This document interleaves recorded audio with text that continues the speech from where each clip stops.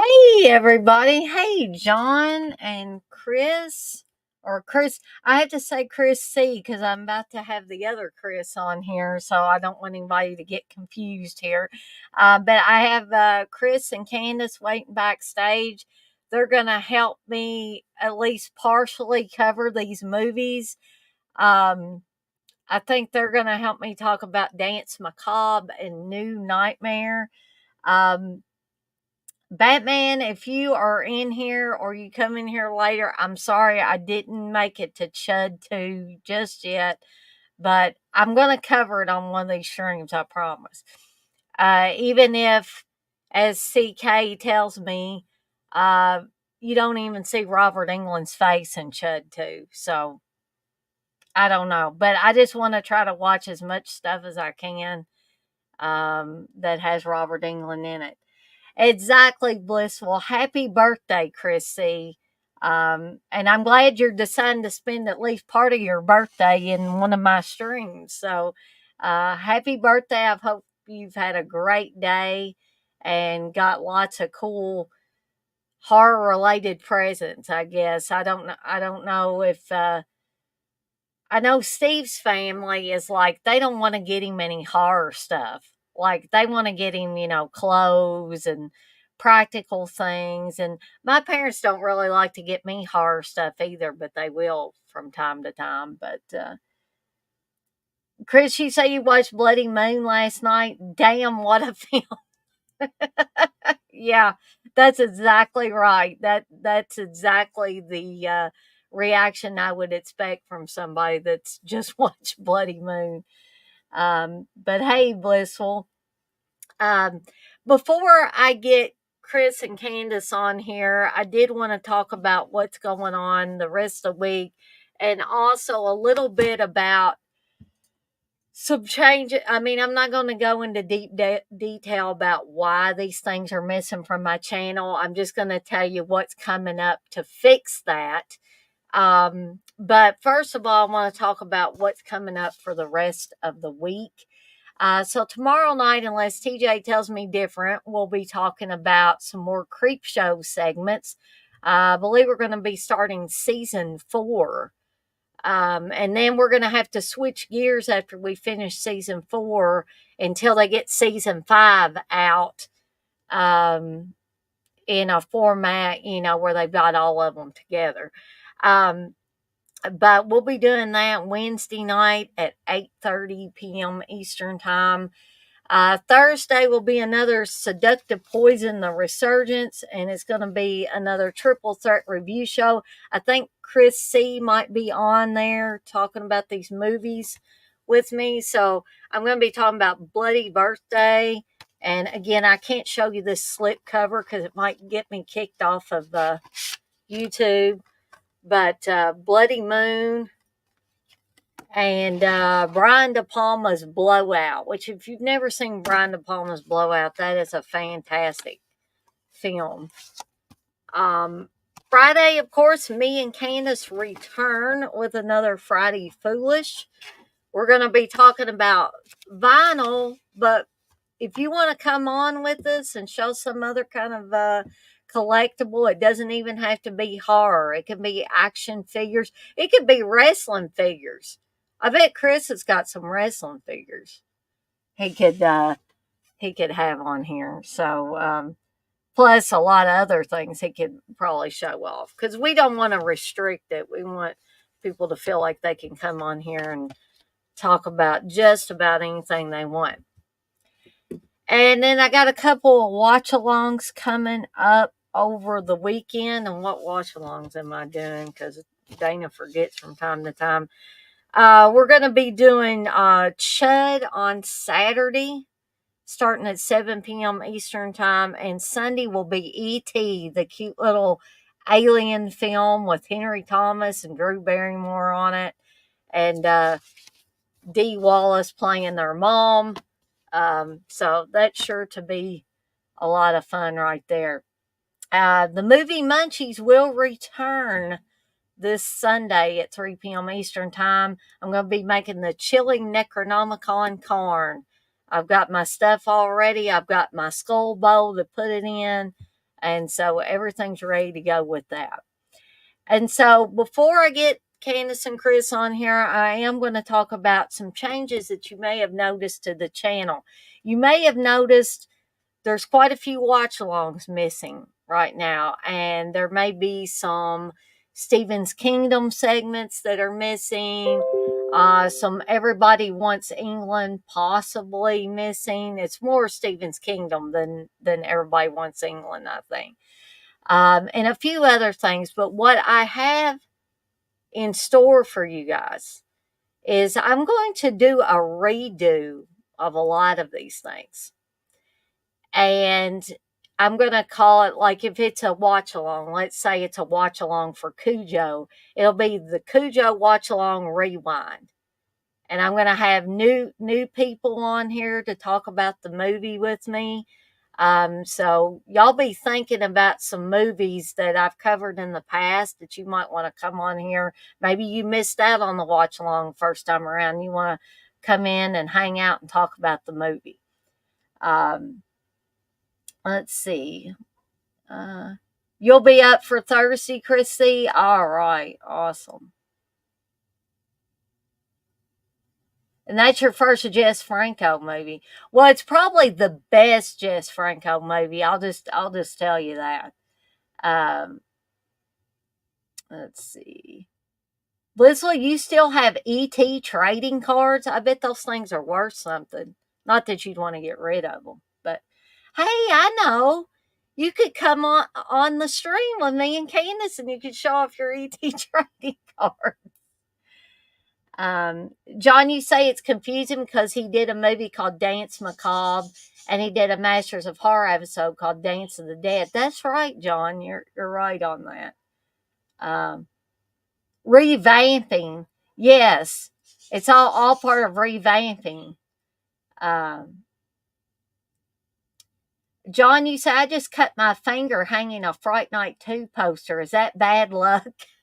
I don't know. I hope Jerry doesn't visit me later. Oh, wow. Okay. I know you're panel shy, Blissful, but I still am determined that we're going to get you on here. So I'm going to go ahead and add Candace and Chris here. So let's add Chris here. Hey, Chris. Hey, Dana. How's it going? Good. Got a lot of exciting things coming up, so that's always good. Oh, yeah, for sure. Uh, heard you talking about ET and stuff on here, and then you also said it was Chris C's birthday today. Yes, it is. So I just so happened here at my desk, I have this little ET McDonald's Happy Meal toy from the 90s that's wearing a birthday hat. So There I you think that, go. yeah, this was from like a series of, this was like some, I can't remember what year it was. It probably says like on the bottom somewhere. 94. It was some kind of birthday celebration they were doing for McDonald's. So they did like all of these toys where they like kind of linked with this little thing right here, where like kind of like a train, and it was all these different. Like they had like just ET because they were like promoting ET for some reason at that time, and they had like a bunch of different like toy franchises and stuff like that were all part of that birthday celebration. So yeah, I have a bunch of ET stuff, by the way, too. I could probably show that off at some point on the show. I have some ET stuff, and I'm going to go ahead and get Candace on here, and then I'm going to tell a story about my cousin Heather and her connection with ET here. Okay. Hey, Dana. I like the shirt. I'm seeing the tie dye. I don't know what else. Oh, it's a Grateful Dead shirt. Oh, awesome. I've had it for probably about 25 years. I was really little when I got it. It was really huge on me. You're good with your clothes, you know. Mine would be like hanging in rags if I had something that long. I literally wore it out. I mean, like I said, it was really large on me when I first bought it, but I've had it for so long. These liquid blue shirts are just so durable. Evidently so. I'm hard on everything. I'm hard on jeans. I'm hard on shirts. I'm definitely hard on shoes. I wear shoes out very, very easily. Blissful says Candace is my spirit sister along with Dana. Yeah, we all Oh, kind of like a lot of the same as like far as fashion and yeah. music and stuff like that. Um, but to tell the story real quick about my cousin Heather and ET, she is absolutely terrified of ET. Oh Terrified. no. And even in adult life, she's still Oh my terrified. gosh. So I remember my Aunt Pam, Heather's mom, taking us to see the revival of ET. Does anybody remember when they re-brought it back into theaters Mhm. for Hmm. a short time? So my Aunt Pam took me and Heather. She thought, oh, well, maybe after a little time, Heather will be okay. Nope. So I was spending the night with her. And so after we watched it, she kept me up all night long, screaming, "I see ET! ET! His glowing finger, his glowing chest." I'm like, "What in the heck are you talking about?" You know, that's a kid's movie. That's a family movie. It's not supposed to scare you. But, like, if she comes to visit me and Steve, I have a little stuffed ET that's back somewhere behind me. I have to hide it. Just put it in a drawer somewhere Wow. because she is just terrified of ET. The only Wow. person I know that's terrified of ET. I Is could she scared of? Oh, go ahead, Candace. I was just gonna say if I could see you being scared of that little creature from Mac and Me. It was his name Mac or whatever, but E.T. is Yeah, the rip off of ET. But yeah, Mhm. if she's scared of the just ET, the original, the regular movie, then I can't imagine how she would react if that sequel that they had planned would have came out. Did you ever read like there was like a script that someone wrote for the ET sequel where like ET's people come to Earth and like but they're all like evil and stuff and they're killing everybody Oh my and it's like gosh, I don't think I heard about that. She would have lost her mind. yeah, I read this whole article one time where there was all these like failed script ideas for sequels. Like there was one for Beetlejuice too back in the day where it was like a Beetlejuice Y. in Paradise or something like Goes that. to a Y or something like that. Yeah, that's it. I think I read that Tim Burton wrote that script,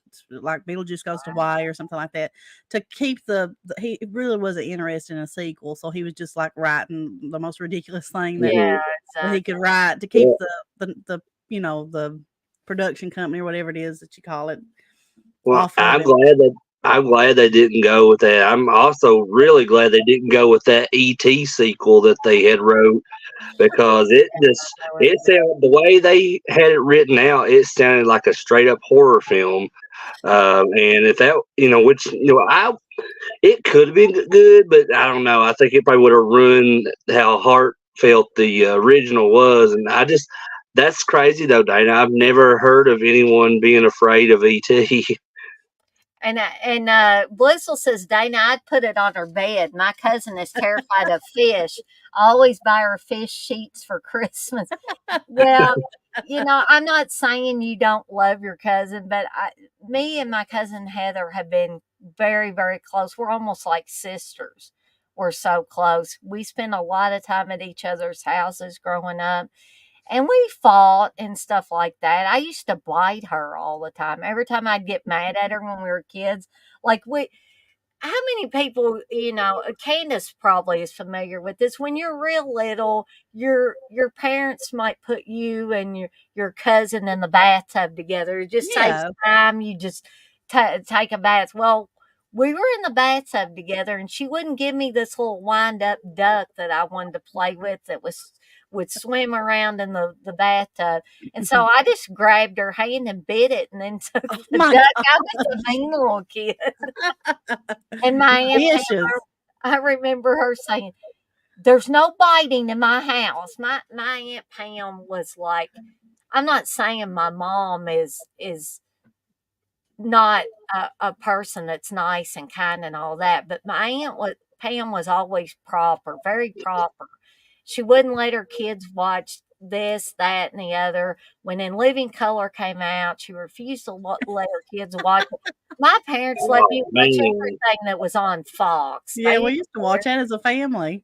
Yeah, oh yeah, we we did. loved the Living Color when I was a kid. Except my mom, who thought it was kind of stupid. But me and my brother and my dad would watch it. And they Yeah. would just laugh at it, you know. What was Uh, your favorite skit on there, Dana? oh my gosh, that's hard because I loved Homie the Clown. I love Fire Marshal Fire Bill. Marshal Bill's my favorite. Yeah, I mean, it's just, Homie the Clown going around, Homie, don't play that, and hitting people over the head and stuff like that.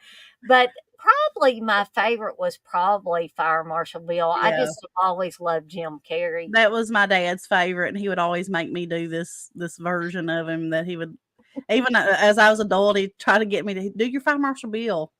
I could do it, but I'm not gonna do it on here and make an ass of myself. Maybe we can get Candace to do it sometime.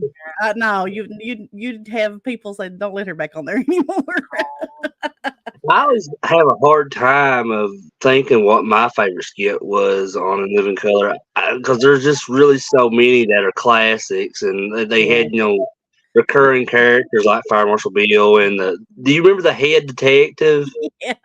Oh, yeah. Yeah, I do I now. love those as well, and the one where Jim Carrey also he was like this female bodybuilder. Yeah, yeah. Those were great Real too. Good Yeah. or something like that. It was his name. And Men on Film, Yeah, like the hated it. You remember that one where remember when Jim Carrey like did the Vanilla Ice skit? Yeah, Yeah, He I like do. threw his shoe off and it went flying through the air. I could do a whole stream on In Living Color, I think, Yeah. and Saturday Night oh, Live. that'd be Oh fun. yeah, Saturday Night Live. We Mad grew up on TV. Mhm. Mad TV. Yeah, I Yeah. love Mad TV. I mean, all that stuff was just prior to, and please don't anybody take offense that likes reality shows, but I'm just not a fan of reality television, and I just think that ruined TV when that stuff came out because it seemed like a lot of the sitcoms went away, a Yeah. lot of the Music videos. music, yeah, definitely music videos. TV. MTV's not MTV anymore. That's I what don't me and know my what mom it was is. talking about. We was just talking about that last night. She said, MTV's not like how it used to. She said, I used to watch Hasn't been MTV. in years. Like she had like brought up like I remember y'all was talking about like Downtown Julie Brown. She's like, remember whenever she had that and we'd go around and I was like, yeah, like Julie on the Streets or whatever it was called. And I was like, yeah. She said, VH1 kind yeah. of went downhill too. I said, she said, it's not even music television anymore. She's right. It's not. It's mostly reality TV shows. Mhm. Do And you even what do they even play on like VH1 nowadays? I've not I don't watched know. I it. haven't watched VH1 in forever. I used to love it though. Now Yeah, there used to be a VH1 classic that played all the Yeah. good songs. It was full music videos, Um, But they there used was a to lot. have.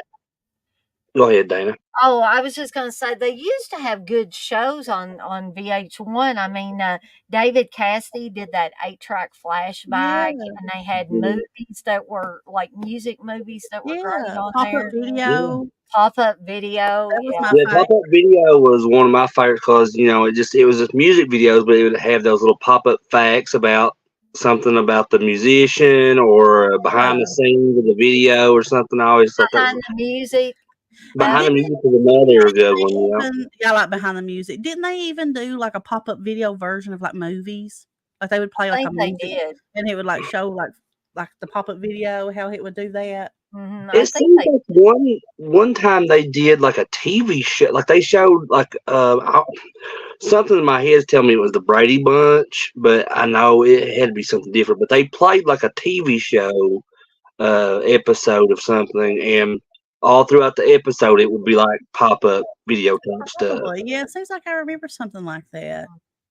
I don't know, but it's went straight way off of what it used to be.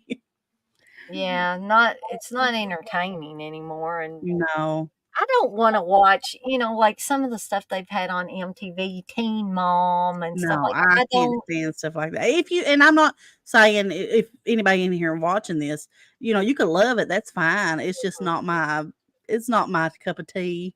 I mean, there's some reality, like I like the Osbournes whenever that came out. I was Yeah. big into that, but it's music. It's Ozzy. I love Ozzy. So, um, but there's that, and I did like that celebrity that celebrity rehab with that Dr. Drew. I liked it whenever Oh, it yeah. came out because it had people on there that I had liked and stuff, and I wanted to see them get better. Right. But I wasn't huge into it. Yeah, there was actually a really dumb reality show that I liked. It was called Flavor of Love, and it was just like about Flavor Flav from Public Enemy, and he had all these like girls on there that were competing to be his girlfriend or whatever. I watched that too just because I liked Flavor Flav, but I mean, just like that whole Brett Michaels, like because I loved Poison, I still like Poison, but that Mhm. really, I was like, this is. I just didn't like seeing him doing all that. Brett Michaels going all with all these women, and I just thought it Yeah. was cheesy. I thought this is, but it's. I guess that's what the entertainment is these days. Yeah, I'd rather go back to the old stuff, though. It'll There's never Yeah. be that a lot way. of it. Um, but I guess we'll go ahead and get started talking about these Robert Englund movies. But that was a fun little segue into this. I like talking about other stuff before and after these things. So this was my first time watching Dance Macabre. Mhm. I remember seeing it in the video stores, but the cover art was Robert Englund with a woman, and they were doing the ballet Yeah. dancing, and I just looked at it and I was like, I don't know, it's just not interesting. But I'm glad I went on and watched it to cover for this stream, because it wasn't really that bad of a movie, and it was a lot like a mixture of a giallo and a slasher, I agree. and I think that's probably why I liked it as Yeah, well. that was one of my first like reactions to it because I watched it, all throughout the day. Because like whenever I had little breaks at work, I was watching. That was my first time watching it, and that was one of the first things I noticed too, Dana, about it being very like reminiscent of like a giallo, like Mhm. slasher. It's clearly like with some of the kills and stuff, how they're filmed and stuff in the movie. Right. It's clearly a slasher film. Mhm. But like, with like the first person perspective of the kills, that's what really kind of reminded me of the giallos. The black Of like, gloves too. I yeah, noticed that that. too. And it reminded me a little bit of Suspiria as well. Well, in a way, yeah, I feel like because with the ballet, it's Yeah. introducing it, and then actually some of the kills are kind of taken from Suspiria as well, like the when they hang the one Yeah. girl, Yeah. and I was like, that's just like Suspiria. Mhm. Only thing it's not quite as bloody as like Argento stuff, because Argento was the king of gory set pieces that were so wild, and they were gory, but you could not look away. Even if you wanted to look away, you couldn't look away because it was like looking at artwork. Yeah, That's what I've and always said about Argento. the music with you got Goblin that does the music for Suspiria. The music in this is kind of hokey at It A times, is. little bit, yeah. That and was one thing that kinda turned me off about it was the music. It seemed like Murder She and I love Murder, She Wrote, but Mhm. it seemed like that type of A that type TV of music. show type Yeah, of yeah. music, yeah. well, what I noticed about it was that like the music and the acting in it too really reminded me of like a full moon film, because Yeah. it's very. I was looking at some of the actors and how they were like playing out in these scenes. I was like, these remind me of like actors from like the Puppet Master movies or something, and the music really does too because it's kind of like almost like carnival-esque type music. Mhm. But I liked it. I mean, like it wasn't like great or anything in my opinion, but I mean, I enjoyed it for what it was. It was fun. Mhm. Mhm. Yeah, it And it wasn't had really. some good kills, pretty Yeah, good kills in it. it wasn't Hmm. really one that I would really have chosen to sit down and watch, like, on my own, but it was interesting, and I hate to laugh, but just the whole voice box thing with that Madame Gordinko or whatever Yeah. was her name. Yeah. I just couldn't, which I understand why they had to do it, you Yeah. know.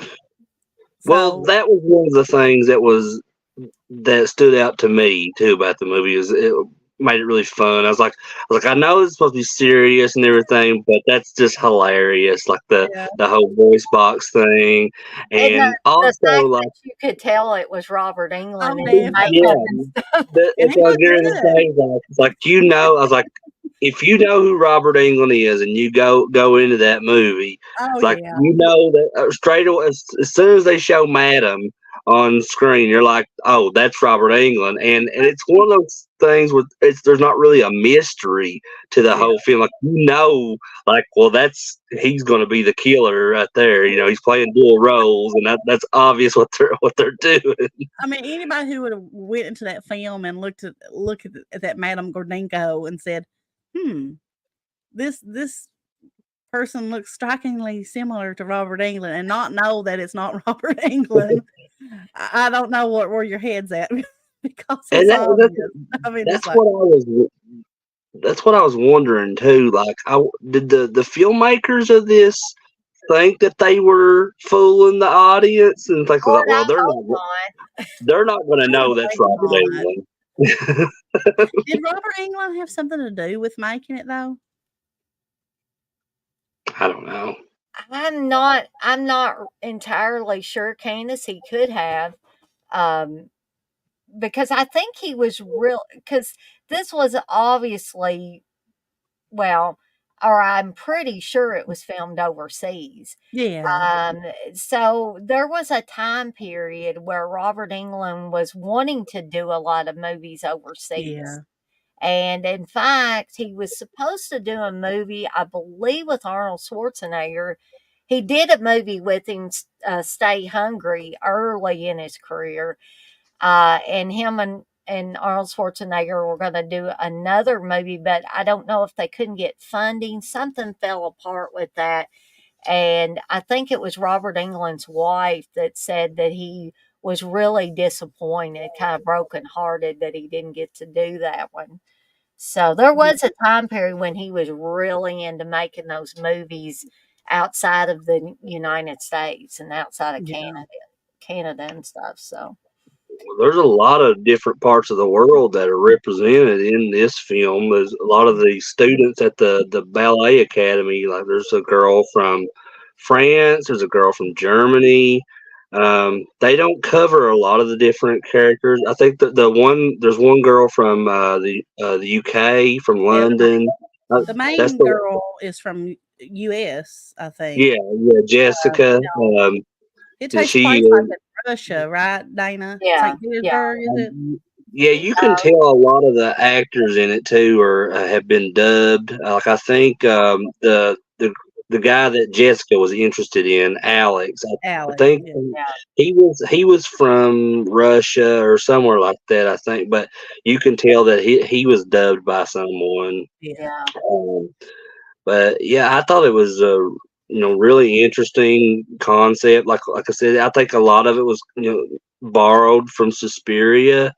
Mhm. Um, but I did a little bit of research, after I watched the movie today too, and I seen that it was originally developed as a sequel to Robert Englund's Phantom of the Opera. I could see that. Yeah, I could definitely see that. Yeah. And when it came out in Japan, they actually mistook that for the sequel to Phantom of the Opera, and they labeled it like in all their advertising in Japan as it was the sequel to Phantom Oh of my the Opera. goodness. Yeah, and there is one, like, I think the creepiest scene on this is when, and I don't think we're giving anything away here. I'm sorry if you haven't seen it and you think, oh God, Dana, you're giving something away. But the scene where Jessica figures out uh, that Robert Englund's main character of like the dance instructor, Anthony, and Madam are one and the same. He's just putting a lot of makeup on. He's got a split personality disorder. And that one part, though, where the makeup's half coming off, like the prosthetics are half coming off, scratched him. It's so creepy, though. He's half in and out of the makeup. And it would be like if you peeled half of the Freddy makeup off of him, and where it was part Robert Englund and part Freddy Krueger, that would be creepy too. Yeah, that was a good scene, I thought. Mm-hmm. Yeah, and it's so funny too, because like even though he's got that makeup on, like it's peeling off, like he just still looks like Robert Englund with that makeup. So he didn't, and it's kind of like one of those things. It's like say Superman and Clark Kent. The only thing that's like fooling people that he's not Superman is he's wearing a pair of glasses. Yeah, I mean, I always thought that was so ridiculous about. It's the same thing with this. Like he just pulls like the madam wig off, and you see he's got that makeup, but it's like, oh, he just looks the same. But I want to see if you guys agree. There is him as Robert Englund as Madam. On Mrs. Doubtfire, whenever they're going through the different types of looks, Robin Williams' brother is like dressing him up in different looks. Yeah. There's one look that he has where he's got like a short wig on, he's got like a big nose and I remember that. Don't you think that kind of looks like me? Do you know what I'm talking about? Do you know? I do. Because I kept on thinking he looks like somebody in this dress, the way he's dressed, he looks like somebody, and it just came to me that's what I was thinking, that scene of Mrs. Doubtfire with all those different looks. Something else I was remembering about Mrs. Doubtfire was when he didn't want them to see his face. He didn't have all the makeup on, and he put that pie on his face. And he was like, "Hello." It starts melting into the coffee and dropping, and that woman just kind of looks. It's that lady that plays in Liar Liar. Yeah. So Dana, did you have any favorite kills in this movie? Oh, favorite kills. I think probably I really liked where the subway train ran over that girl. That was probably the best one. Yeah. But I also like the way, and I hate to use the word executed with this when I'm talking about somebody getting killed, but when the blonde girl is drawn up with the rope. From the rope. That's my favorite, I would think. Yeah. That one was most creative, I'd say. Yeah, I liked the subway train kill because it was kind of like out of nowhere, but once you seen where they were at down there, you kind of see it coming. It's like, oh well, I was like, they're going to throw him out there in front of that train or something. But I don't know. I feel like that was the most brutal one out of them all. Probably, yeah.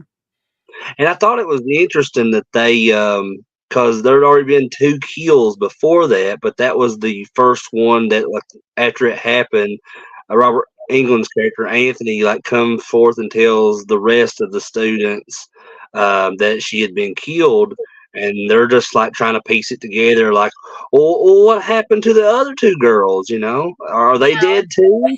Yeah, and he just kind of tries to shrug it off a little bit. Yeah. But speaking of the other 2 girls getting killed, the reveal when those girls are found in a cupboard, a closet, whatever you want to call it, that reveal was like a slasher movie reveal. There was no way on that. Did it remind you of any particular scene from another slasher film when they did that?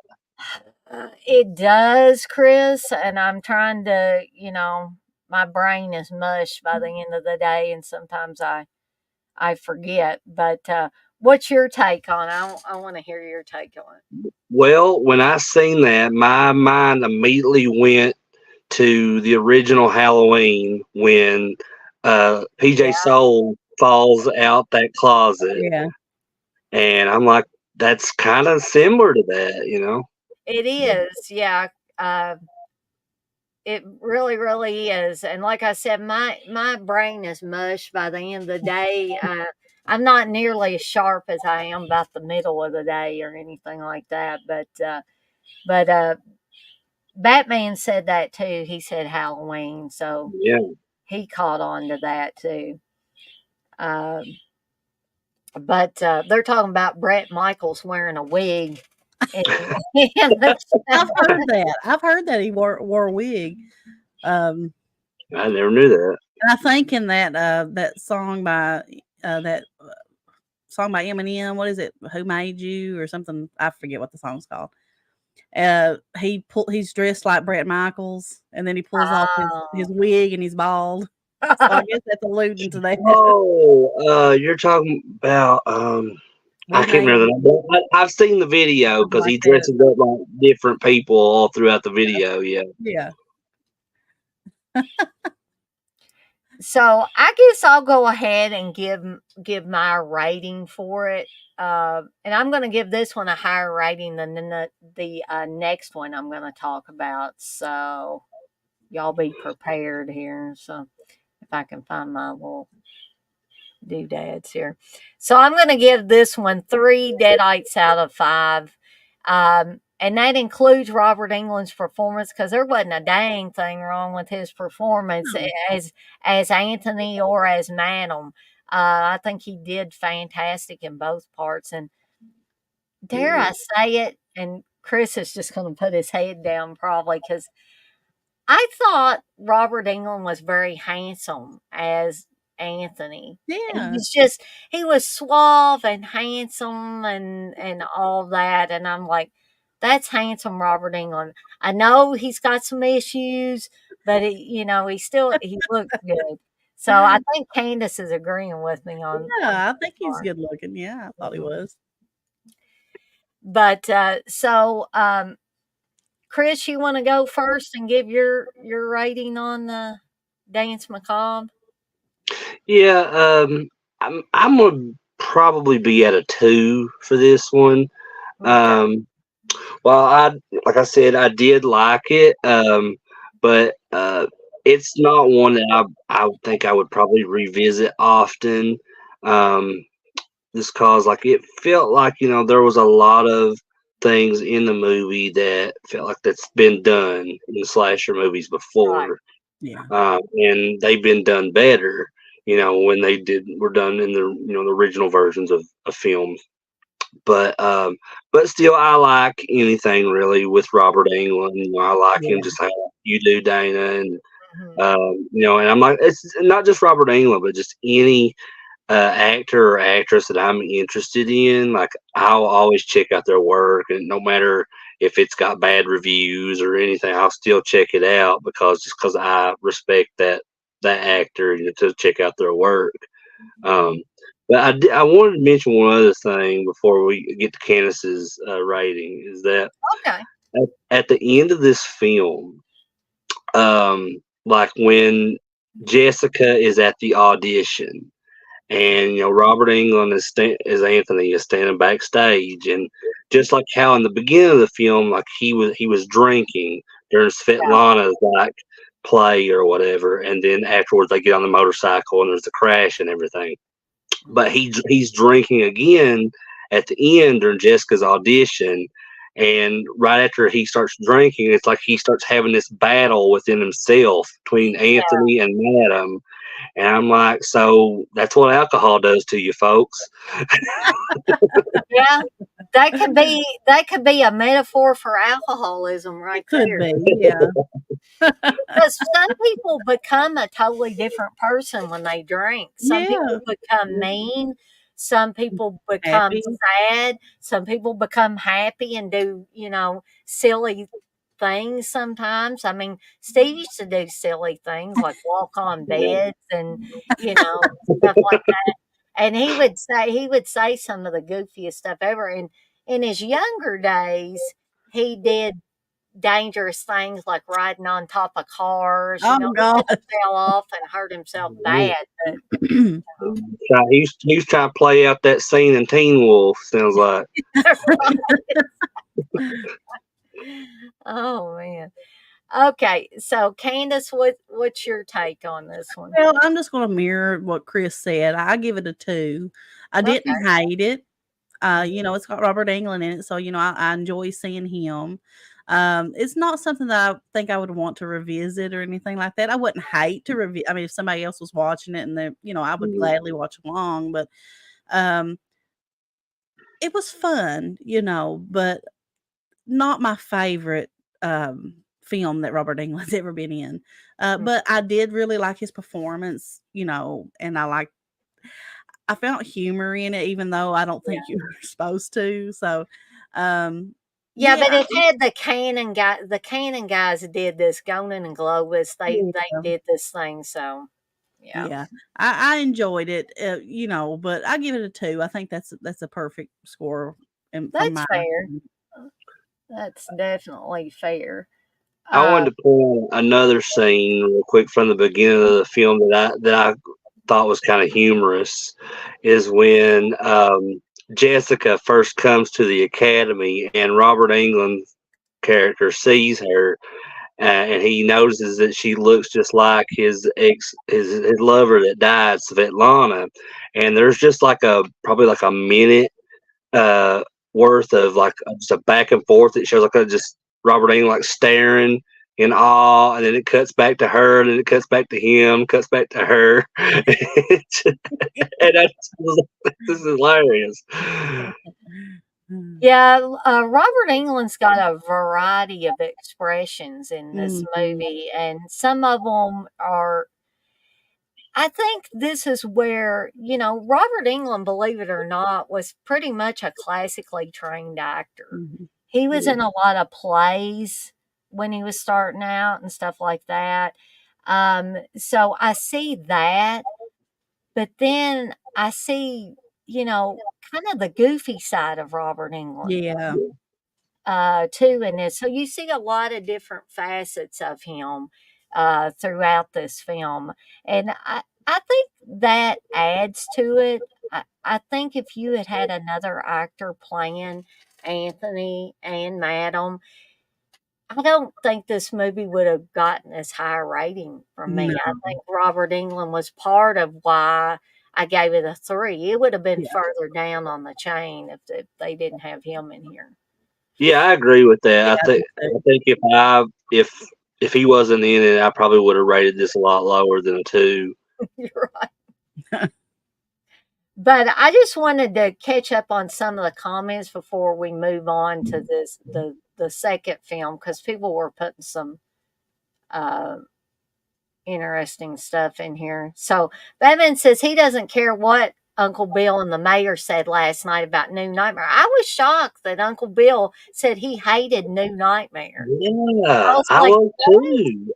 I was talking to Candace about that earlier last night. I said, "Did you know that Aaron said that he didn't really care for New Nightmare?" I was like, "That's crazy. It's so good. I mean, I love it." Mm-hmm. I mean, Batman says it's one of the best Freddy movies, and I would have to agree with him right there. John says, Robert Englund dressing up as anyone. I got to put this up here. Robert Englund dressing up as anyone is like a corgi putting on a costume. You just know it's a corgi. That's true. That's true. And Blissful says, John, I'm picturing a corgi wearing a Freddy sweater. That's Robert Englund. I don't have a Freddy sweater for any of my dogs, but I do have a T-shirt that has maybe it's 1-2 Freddy's Coming for You or something. It's got like the glove is slashed through it, and it's a shirt for my little dog Darcy. And I Oh, put it on her at Halloween time sometimes. Um, thank you, Blissful. Blissful says, please hit the thumbs up. Thank you. Um, let's see. Hey, Gory Tiger. And Bevan says, depending on the time, New Nightmare and Dream Warriors is my top 2 Freddy movies. Mm. Yeah, Dream Warriors is my favorite. But I'd probably put New Nightmare like number 4 on my list because I do like Dream Warriors the best, and then the original, and then part 4. So that's my top 3. I have to, I don't know why. Well, yeah, I do know why. I have to put Nightmare on Elm Street at the top just because that was the first introduction to it was the first introduction of Robert Englund as Freddy, for one thing. It was the first introduction to that very dark, very sadistic, no telling jokes before he kills anybody. Mm-hmm. Freddy. This was Freddy that meant business. He didn't want to tell you no jokes. He just wanted to kill you. yeah. That's all he wanted to do. He was very vengeful, and just pure evil at that time. Yeah. And that's probably why that I have that one at the top. But I do very much love Dream Warriors. I love Part 4. I love New Nightmare. You know, those are way up there too for me as well. But so we'll go ahead and move on to the second film, which is Night Terrors, which um, I I think I'm going to be talking about this one myself. But if uh, Chris, have you ever seen Night Terrors at all? I couldn't recall. No, I've never seen it. And I was going to try to watch it today too after I got finished with Dance Macabre. Um, but I couldn't find a copy of it anywhere, even online anywhere. So I was like, well, I guess. So what I did was I just went and watched some people's reviews of it on YouTube. Rambo did a review of it a while back. And the consensus that I have seen from all these reviews that it's not very well liked. Well, unfortunately, I'm going to be in that crowd because I was thinking, in my mind, I was thinking maybe because of the title Night Terrors, I was thinking it was going to be an anthology film. That's And what I Robert thought. Englund plays 2 characters in this. He plays the Marquis de Sade, and he plays a character named Paul Chevelle, I think is the name. And he looks like Robert Englund in that part. As a Marquis de Sade, he still looks like Robert Englund, but he's got a pale white face. He's got a wig on. He's been blinded in one eye, and he's really, even though this is not an anthology film, he's the wraparound guy. He's the guy that pops up here and there and talks about different things. This does have Zoe Trilling in it too, who sadly I did not know that Zoe Trilling passed away last year. But she did in October. She passed away just shy of 60. She was 57 years old. And I don't know what happened. I don't know if she was sick or what happened, just that she passed away. And she was in one of the most notorious Amityville sequels before they had all these later ones. Amityville 4, The Evil Escapes, where the evil was in the lamp. So if you guys remember that one, Zoe Trilling played the oldest daughter of Patty Duke in that movie. So, but she was also in Night of the Demons 2 as the very wild and vivacious girl. Yeah, that's what I best remember her from was 19 because I actually learned about her because I have Kevin Tenney as a Facebook friend, and he had posted about it last year when she passed, and That's a person that I don't ever remember seeing her do any kind of conventions or anything. It seems like she probably would have done well if she ever did, um, because there's a lot of Night of the Demons series fans out there, including myself. Mhm. Plus, I'm not trying to embarrass Chris here or anything, but I know a lot of red-blooded American men, and maybe not American men, German men or French men, probably looked at Zoe Trilling's figure and was like, "Yep, I like that shit." I knew that's where you were going with that, Diana. Yeah, I'm trying to be nice, but she did have a very attractive figure. I'll just yeah, say she that. was a very beautiful woman. She definitely was, and that's just I hate that. It's so sad to hear Yes, she passed. uh, But I did notice there's kind of a theme with the films we're talking about tonight, Diana, because you mentioned that in Night Terrors, Robert Englund also plays dual roles, just like he did in Dance Macabre, Yeah, and he does in New Nightmare. that's he true. does. You are Yeah. correct. That's So very I don't know interesting. how that worked out, but it did. Uh, but I'm glad you pointed that out because that is an amazing coincidence. I never thought of that. No. And didn't he do like all three of those right in a row?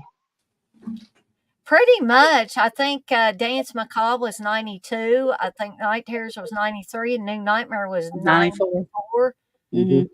So maybe he was just on a kick there for a while. I was like, I want to play two different roles in these movies. Maybe he could have. He very well could have. Um, so the basic story of this, it opens with the Marquis de Sade, and he's in prison. And if anybody knows anything about the Marquis de Sade, he liked being tortured. Basically, that was his thing. Oh my God. And so you have the opening scene where he's being whipped by these big guys, and they've got him strapped to this wooden piece. I don't want to say it's like a cross, but a wooden piece. And they're just whipping him viciously, and he's like he's enjoying it, but he's in pain too. And Yeah. he's, why don't you just put some vinegar on that? And they just Oh keep my God. and then he really acts like he doesn't want this to happen. That I think they blind him in his eye. They put something in his eye, and for the rest of the movie, it's coated over like with a white film. Yeah. But Dang. he's actually saying, "No, no," and he acts like, "I don't want you to do this," but they do that, Mm, and then they take him back to his cell, and there's another guy that's strapped to a wood piece, and he's forced to look at the Marquis de Sade. And the Marquis de Sade is like taking this. He splashes water on the guy first from his cell. He's got this metal cup and splashes it on the guy's face, and then keeps saying, "Look at me," and keeps banging that metal cup on the bars of his cell, and the guy ends up tearing his own eyes out. oh God. So it's like the Marquis de Sade has some kind of power over Oh people. yeah. Hmm. Yeah, like telekinesis or something like Carrie. Yeah, or almost like the push ability in Firestarter that Mhm. Yeah. the Yeah, father yeah, has, because he can yeah. make people think they're blind. He says, "You butchers, you're blind," and they just fall on the Yeah. ground. They can't see. Um, but it's very, very much like that kind of scenario. So then you get into the story uh, of Zoe Trilling's character, who is coming to visit her father in Alexandria. I'm not sure exactly where that is, but it must be like Middle Eastern country or something of that Yeah. sort. That's what it appears to be. And her father is played by William Finley, who a lot of people will remember from like Phantom of the Paradise Yeah. and other, Brian De Palma films. Um, and he's on a dig in Alexandria, and he wants his daughter to come visit him because it's been a while since they've seen each other. So she shows up, and when he's waiting at the airport for her to get there, this woman comes up to him, and he's like, I don't want to talk to you. Okay. My daughter's coming in to see me. And this woman's like, something to the effect that you used to have some kind of kinks or whatever, and I'm guessing she's talking about some kind of sexual kink. I don't know. And that's when he says, I don't want to be talking to you. My daughter's coming in. Can you go away, please? So his daughter comes to see him, and that's Zoe Trilling's part. And slowly Zoe Trilling's character gets caught up in a cultish like atmosphere because that woman that her father was talking to at the airport meets up with her, wants to take her out to these nightclubs that have like a back room in them. And in that back room, there's some weird stuff going on. You got topless women, you got a woman dancing with a snake and putting the snake's mouth in her mouth, and it's just a very weird atmosphere. And Sounds like it. she's not really prepared for this. And so the woman tells her, you got to take your shoes off. And she's like, why? And this guy, no, that's not a bearded guy, but this guy comes over to her, and she said, so he can wash your feet. And this guy must have a foot fetish or something because he slowly tears the pantyhose off of her foot. I mean, he rips them. Oh my Then he goodness. starts like licking her foot and putting his mouth up. It was kind of gross. Then he starts washing her feet. He brings this bowl around, and he's got water and stuff in it, and it's kind of a very foot fetish type of scene. There's a lot of weird scenes like that in here. What was it? It wasn't Quentin Tarantino, was it? No, I was thinking about Tarantino. Yeah, like a very They say very they normal foot fetish. it's a foot fetish, yeah. So a lot going on in this film. things get stranger and stranger and stranger, and then she ends up going to this party with the woman, and we see Robert Englund playing the second character, playing Paul Chevelle, and he's a descendant of the Marquis de Sade. But he tries to act like, oh, I'm not like the Marquis de Sade, but he is, because he ends up having Zoe Trilling hanging in his basement, and he's planning on torturing her. He starts dressing like the Marquis de Sade.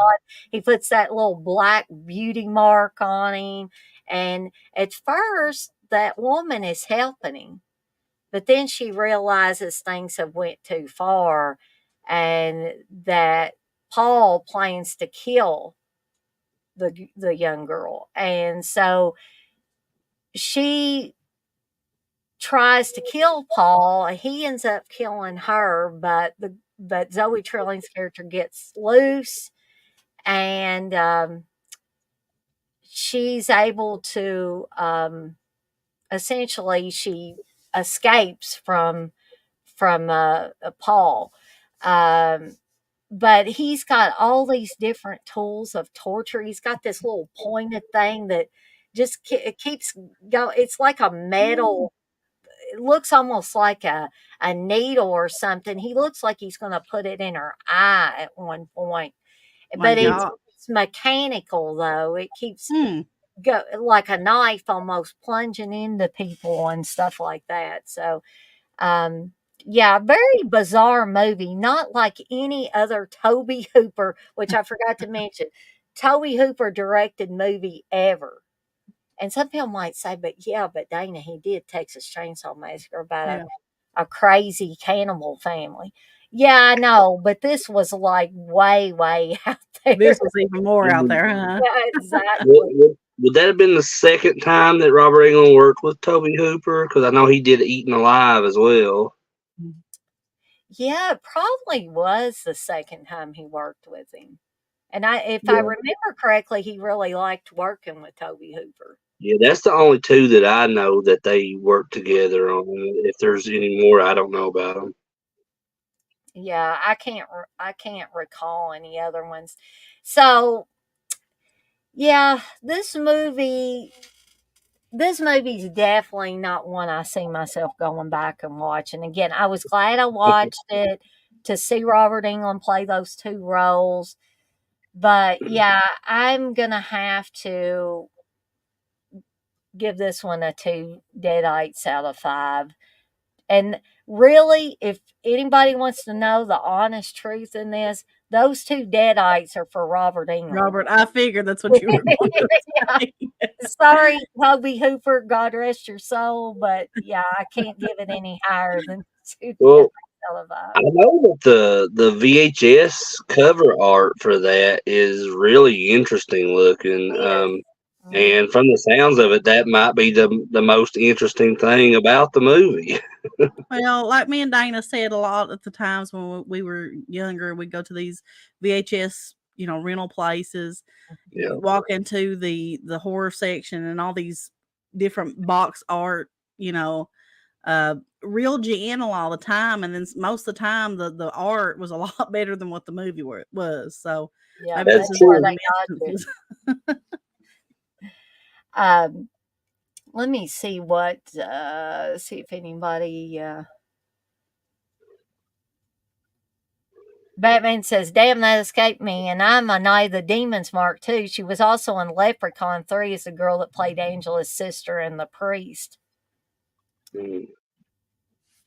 Batman also says, "I watched the original Omen from a channel called Newcastle After Dark." I've heard of that channel. Mm. And Chris C says he loves Night of the Demons. Who doesn't? Yeah, Yeah. I don't like the remake of Night of the Demons. Sorry for anybody that likes that remake, but the original Night of the Demons, I do like really, really Yeah. well. And I enjoy Night of the Demons too, as well. I hope nobody gets offended by this, but I love it when the nun is and the priest are talking about kicking ass for the Lord. It's like before they go in to fight the demons. And they got the guns full, the little water guns or super soakers full of holy water and all kinds of stuff. Mm. But so I'm going to step away really quickly. Candace, Chris, if y'all want to start talking about New Nightmare, if y'all want to draw straws or whatever to see who goes first, I'll be right back. Okay. We can talk about that or anything you want to, Chris. Well, Ken, I mean, what do you think about Night of the Demons? I like Night of the Demons. I've only seen it, I think, maybe twice, but I like it. I like what I've seen of it, and I enjoyed it. I thought it was a fun film. Yeah, I love it. It's up there for me as one of my top Halloween films. Yeah, I know that you really like it. Yeah. Yeah, I do. Go ahead. Yeah. I think my brother really likes it too. I think he's a really big fan of but I've only seen it like twice. I don't know why. I've seen it once when I was younger, then I watched it once with you. And because I had to remember liking it as a kid, but whenever I watched it again with you, I said, well, I don't know why I've not revisited this film because I liked it. I've just not got around to watching it again. Yeah, it's a classic for me. I mean, there's so much stuff in it that's I like Linnea Quigley a lot of her stuff, Yeah, and I like her role. she has one of the more iconic roles in that film, but like the one that kind of really drew me to that film was we were talking about VHS cover art. Oh yeah, the poster, the cover art for that, it's a big, big profile of of Angela See, in that her scared me to death demon as version. yeah, that scared me to death as a kid. Whenever I would go in to that's one of the I think that's why it took me so long to watch it because I was young when I watched it. But I remember whenever would go into the VHS rental place and we would go into because I always loved horror films, but they would scare me to death. And the box art would a lot of the time scare me to death when I would go in there. And that was one that just stood out to me. And I always remember I wanted to look at it, but I was scared of it because that image would like stick in my head of her face and stuff. And I think I was like, if that movie is anything like that box art, I don't want to watch it. Yeah, and Ben made a comment here too, saying the Night of the Demons has the great opening credit scene. I agree. It's to me one of the greatest opening credit scenes to a horror film, because like the imagery with all of like the winged demons Yeah, flying around with the whole house, and then you got the music added into that. It's just amazing sequence, and Kevin Tenney is he's it's sad to me because he's not held in such high regard with some of these other top horror directors out there, but for me personally he is because he's you got Night of the Demons and Witchboard, and I even like Pinocchio's Revenge, and he also did Witch Trap as well, which it's got the same guy in it from that played Malfightor in Witchboard, and Linnea Quigley's in Witch Trap as well, and seems like he had a group of people that he liked working with on a regular basis. yeah, And I always enjoyed when a lot of directors do that. They bring like regular people back for more of their films. Like Kevin Smith does that a lot. yeah. And I don't know. There's something about that. It's just special for me, at least. But we waited, Dana, to talk about Oh, New that's Nightmare. okay. Y'all talked about something fun, so Night Mhm. of the Demons is fun. Uh, so I guess we'll get to the last movie of the night, the last Robert Englund movie of the night, which is New Nightmare. Uncle Bill, I just don't know what to say. Mayor, I don't know what to say. Y'all, how Different do strokes you for not different like folks. New Nightmare? I just don't understand it because I really feel like New Nightmare brings everything full circle. Yes. Yeah, I do And Yeah, I too. absolutely. and I think that's what Wes Craven, God rest his soul, wanted to do with that Yeah. series. And I if he had lived twice as long as he actually did live, I don't think he ever would have wanted to go back to the Nightmare on Elm Street series because I think he said everything he had to say in New Nightmare. He tied Yeah. it up with a At the nice big end, little bow. yeah, at the end with the script, it just kind of, you know what I'm talking about. It just kind of, like you said, tied it all up in a nice little bow and was like, you know, here it is. And when this film come out, I was let's see, it came out in '94, so I was like 8 years old.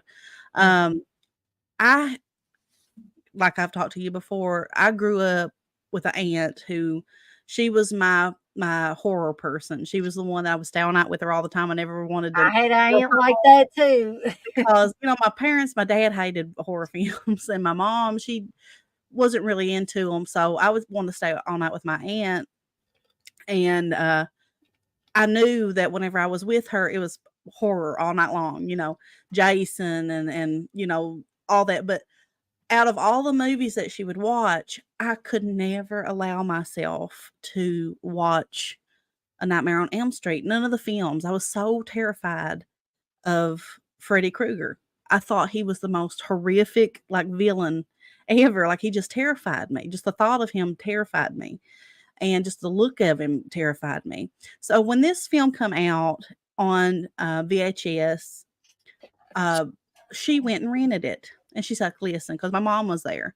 She's like, I know you're scared of Freddy. She said, but I've already seen this. I already watched it. Watched it last night, is what she told me. And she said, it's daytime. Your mom is here. just watch it. She said, it's got the actor, Robert Englund, in it as himself. She said, I think you would like it if you would just allow yourself to see him without the makeup on. I think that you'll be okay. Because I was literally terrified of Freddy. And I remember it was the first Nightmare on Elm Street film that I actually watched with my eyes open, and I actually watched it because I would literally, whenever she would put on a Nightmare on Elm Street film, I would just keep my head down in my pillow. I wouldn't even look at it. So I was so proud of myself after watching it, but it terrified me. But it was that moment, I will never forget it, that I said to myself, this is the greatest like horror villain of all time, and that's why I fell in love with Freddy Krueger. If you could fall in love with Freddy Krueger. And that's where my real love of the series began. And I became really hardcore into all the Nightmare on Elm Street films, and that's when I wanted to watch them from the beginning. I was like, I have to go rent all these films and watch them. So we did, and we had all these this Nightmare on Elm Street movie marathons and stuff. So I have to give that film credit for allowing me to see the greatness of A Nightmare on Elm Street and Freddy. So it's a special film to me when it comes to that. So I put it up really high on my list of, it's like my third or fourth favorite of the series. Mm-hmm. And just to reflect on something that Candace said too, like that was a thing for me because I was the same age as Candace when New Nightmare came out, and at that time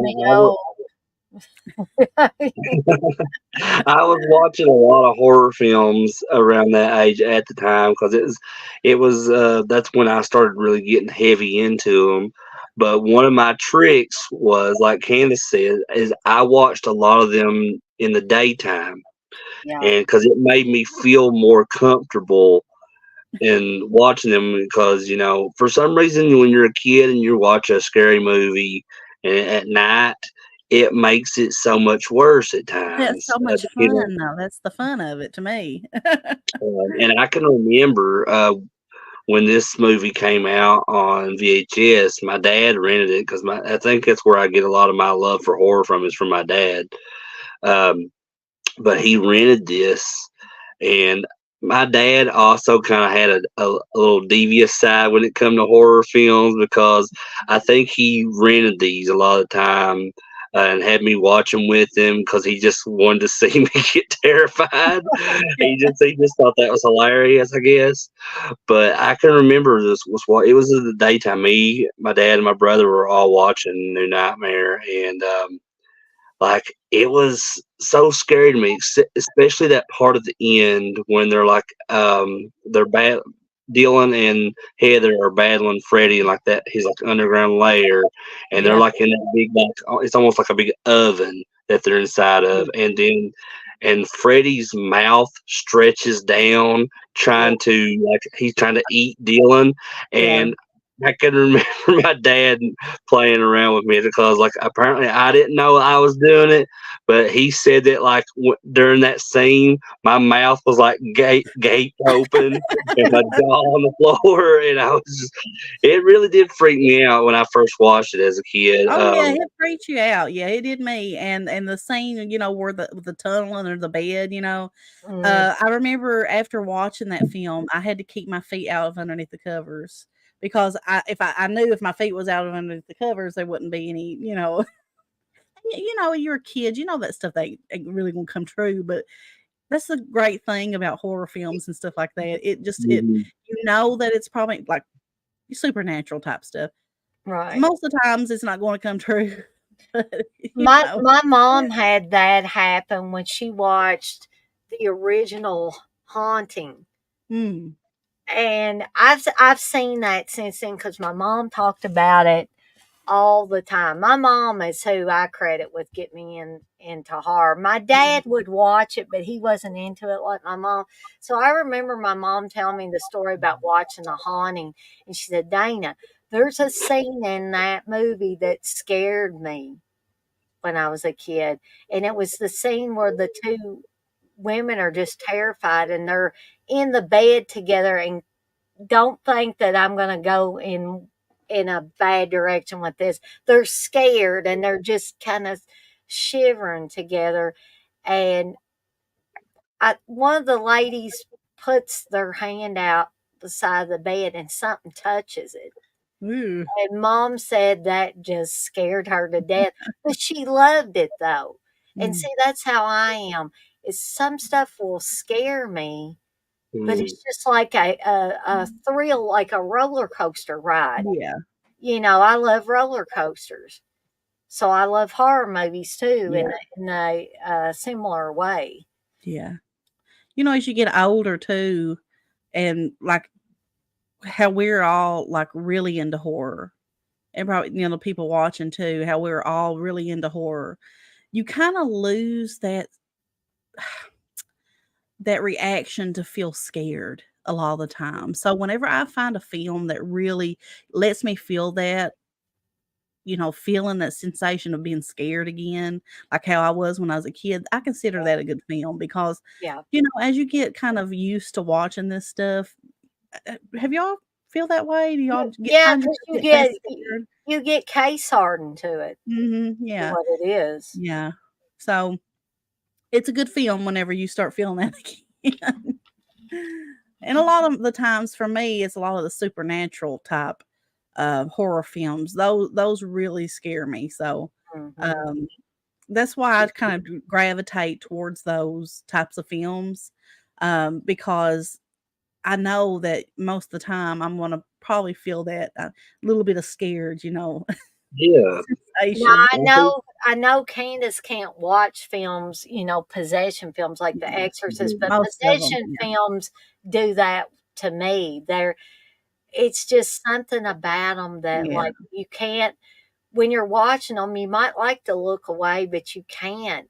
But it gets under your skin, and it just crawls around there. You can feel it up and down your spine with those yeah, types of yeah, movies. Yeah, and I think that's a lot of that. A part of that is nostalgia, because a lot of these films that we love as an adult, that we've loved since we were kids, we look at them the same as we did when we were kids, yeah, because there was scary stuff in it that really, like, got to us and freaked us out at times. And I think a lot of it is we grow up older as horror fans and learn more about those films. It makes us enjoy those films even more. yeah, Now it's I compare that to films that come out nowadays, Yeah. and I look at it as like, well, I don't like them as good as some of these older films that I grew up with. I like them still, but they don't rank up there with like Nightmare on Elm Street or Evil Yeah. Dead, or Texas Chainsaw Massacre or something like that. And there's also stuff in them that are meant to be scary, but don't really scare us as adults. So yeah, it kind of makes me wonder, like, what if these films came out when we were kids? Would we look at them differently now, or would they just be how we feel about them now? yeah, That's an interesting question to bring up. And, you know, I'm just glad I grew up in the time period I did, watching a lot of the 80s stuff, watching the mid to late 70s stuff. And then I'm still discovering some of the old stuff. yeah. And my mom used to always kid me. She said, "Dana, you buy so many movies and stuff, you're gonna watch everything that's horror related." I was like, "There's no chance. There's no chance." Yeah, You could yeah, try your best, but it's impossible to watch every film that's ever been put out. Like, but I have a friend who's an artist, and Nathan Thomas Milliner. He does. Mm. yeah, He did like artwork for a lot of the Scream Factory releases and stuff like that. And he like has done like artwork on NECA figures and stuff. And he sets up at a lot of these conventions. So he was like at the last Horror Hound. So I know he's really huge into like all types of films, like all genres of film, and he's always making like lists from like from particular years. Like I know just a while back he was doing like all of his favorite films from like 1940 to 1950 or something like that. Yeah. And that's like that's very inspirational, I think, to me, because it makes me want to like, well, I want to check out some of these films too that he's talking about. I've never seen some of these. Now, like me and my brother, we're huge. Even my brother, even more so than me, are huge into silent films. I love silent films. It's just something I've always been into. One of my favorite movies is called The Godless Girl. It's a silent film. But we had a conversation one time about how some of these silent films, because they're made in a time where, all they had was practical effects. Right. And some of these films are so creepy. So creepy. And one of the scariest silent films, I mean, just horror films in general, is a silent film, Faust. You know the story of Faust. Oh, yeah. And it's just how they created this film. It's beautiful, but it's haunting. It's like he loves that. He loves like all the, he likes like Nosferatu and all that good stuff. But Faust, I believe, is just one of the most creepiest horror films ever, just because it's just. Have you ever seen it, Dana? I know of it, but I have not seen that particular one. Just the way it looks, it's Chris has seen it, right? Yeah, I watched it with CJ. Creepy. Silent films aren't really my thing. But I do like some of them. Like Phantom of the Opera with Lon Chaney and Nosferatu, and the Cabinet of Dr. Caligari. I really like all those, but there's very few that I could name off the top of my head that that I really would like to like. I'll watch them, but I can't guarantee that I'll watch them multiple times. Like, my brother is huge, isn't he, Chris? He's huge into like The Man Who Laughs. He just loves all these men, and he never, because I'm really the one that introduced him to him, and because he's my brother, my younger brother, so I never thought in a million years that he would get into him the way he did. But he really loves them. And I'm telling you, if you are not watching the silent, because some people don't like silent films, they don't want to watch them. They're just not, like I don't want to do that. If you've never, as a horror fan, went and watched some of these silent horror films, I suggest you do it, because I mean, it might be new territory, but a lot of them's got the creep factor, and they're beautiful. They're beautiful. Mm-hmm. They're beautiful films. They are beautifully shot.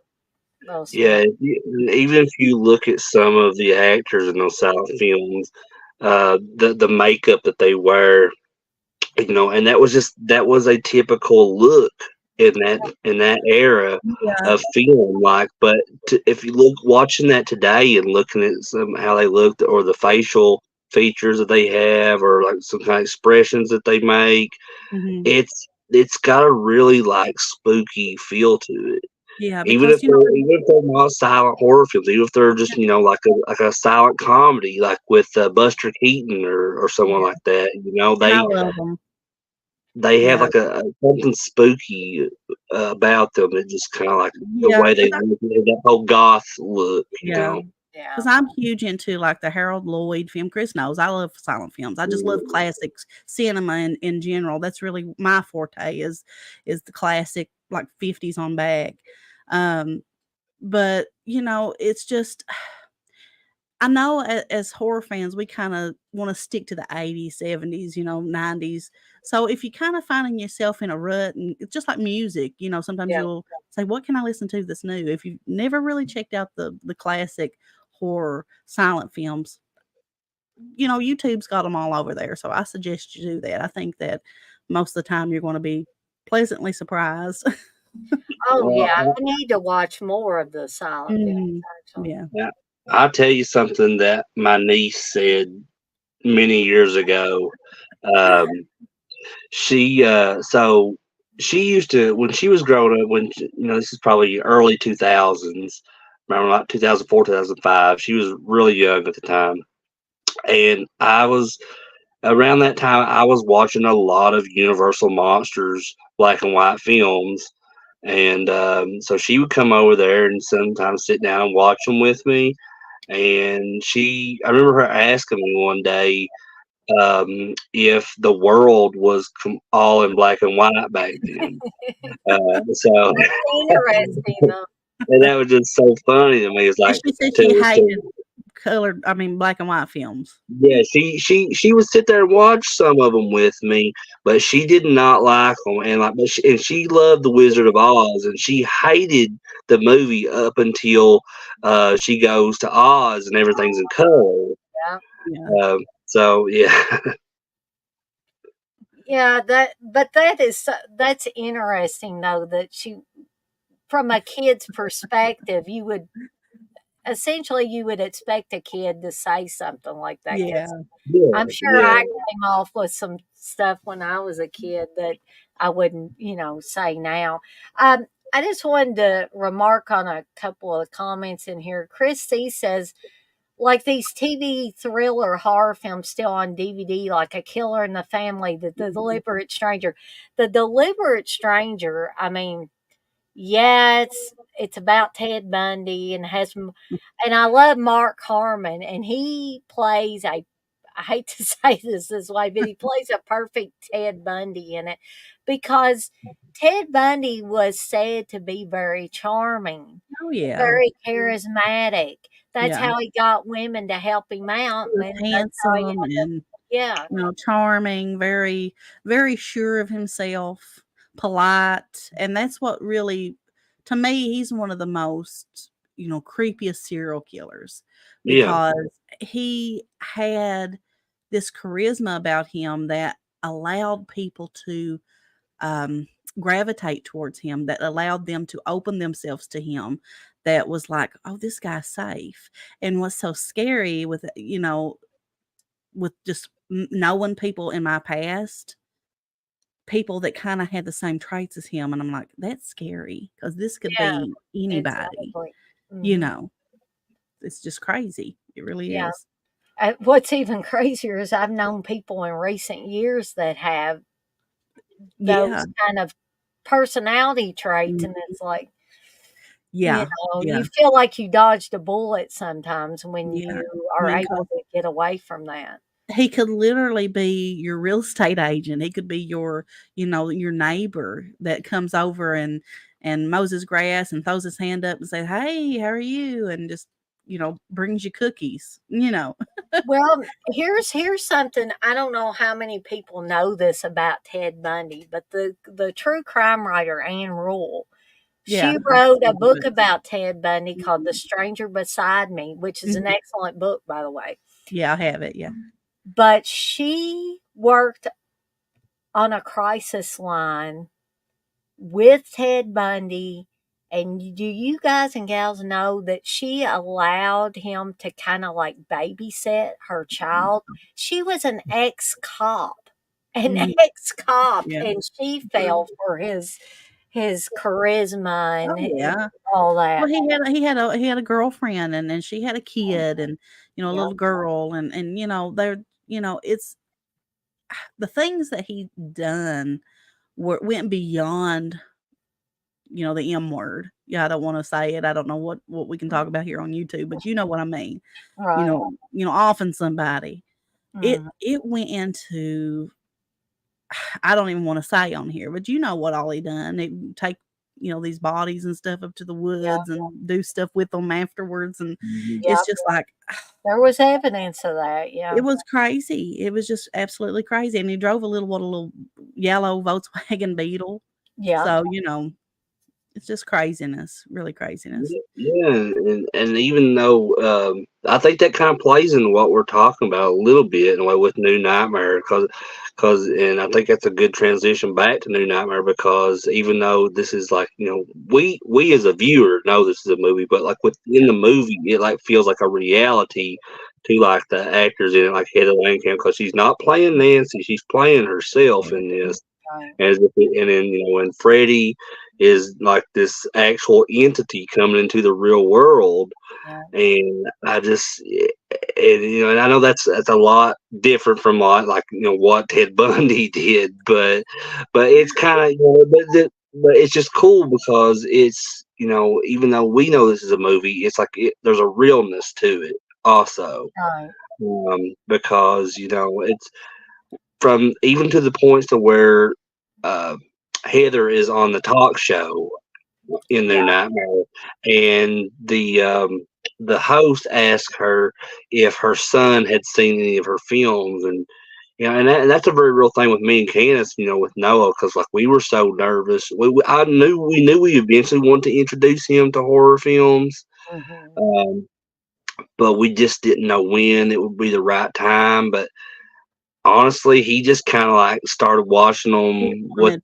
without us, because he started with the Michael Myers Halloween films, and I think that was really where his interest began with that. yeah. But yeah, you look some when you become a parent, you look at a lot of films you watch, especially like this one with the involvement of Heather's son Dylan, and like all the dangers surrounding him, and like Yeah. and there's even at times though that some of the stuff in this film feels like it's not really happening, and Heather Langenkamp is just having like a mental breakdown.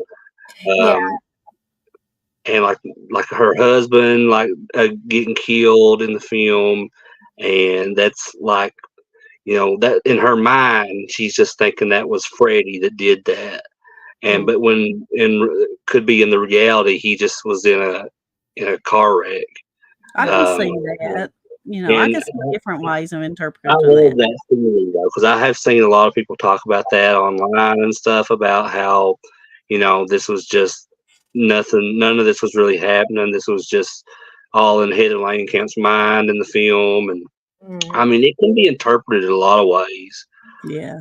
I think the genius of Wes Craven over the years, even back to the original Nightmare on Elm Street, is the fact that he took snapshots of reality and stuck them in his films. Like with the first Nightmare on Elm Street, there were the New York Times articles that he read about Yeah. those young men primarily who had died in their sleep. These were healthy Yeah. young men who were essentially frightened to death in Mhm. their sleep. We don't know what scared them to the point that they died. So in the same way, I know I had heard uh, Wes Craven talk about this, that some of the things that ended up in New Nightmare were actually things that happened. They were weird little coincidences. Now, not the big things like Yeah. Heather Langenkamp's husband getting killed or anything like that. I'm not going that far, but just little things like I think there was an earthquake in Mhm. California before they actually filmed it in the movie, and just little things just here and there, strange little coincidences. Yeah. Yeah, I think I remember them talking a little bit about that in the Never Sleep Again documentary about the earthquakes, and how that was just kind of something that was going on, and they just wanted to include that in the film. And I thought that was a really interesting tidbit that they included with that. Another thing that was really interesting to me is that the inspiration from Hansel and Gretel. So Yes. they're towards early on in the film, um, Heather is reading to Dylan the story of Hansel and Gretel, and if you know how that story goes, because because she's telling the story in the movie, a little bit of it at least, and you can even see a picture in the book. It shows the witch that's going into the oven, and she's got in the picture in the book, she's got red and green striped socks on, Yeah, exactly. and at the end of the film, it's just it goes back to that, because when they trap Freddy inside of like the oven type, it's like Hansel and Gretel. Yeah. Mhm. And And there was a isn't there? Sorry, Candace. oh, go ahead. Go ahead.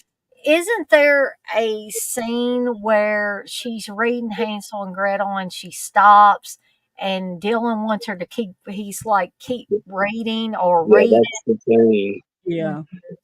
Yeah, and then like she's like, no, it's we'll do it tomorrow, and then he just kind of goes into this like mental state where he starts reciting the rest of the story, and he's got like this odd look on his face and stuff like it's not really coming from him. It's like it's Freddie channeling through him, telling Yeah. the rest of that story.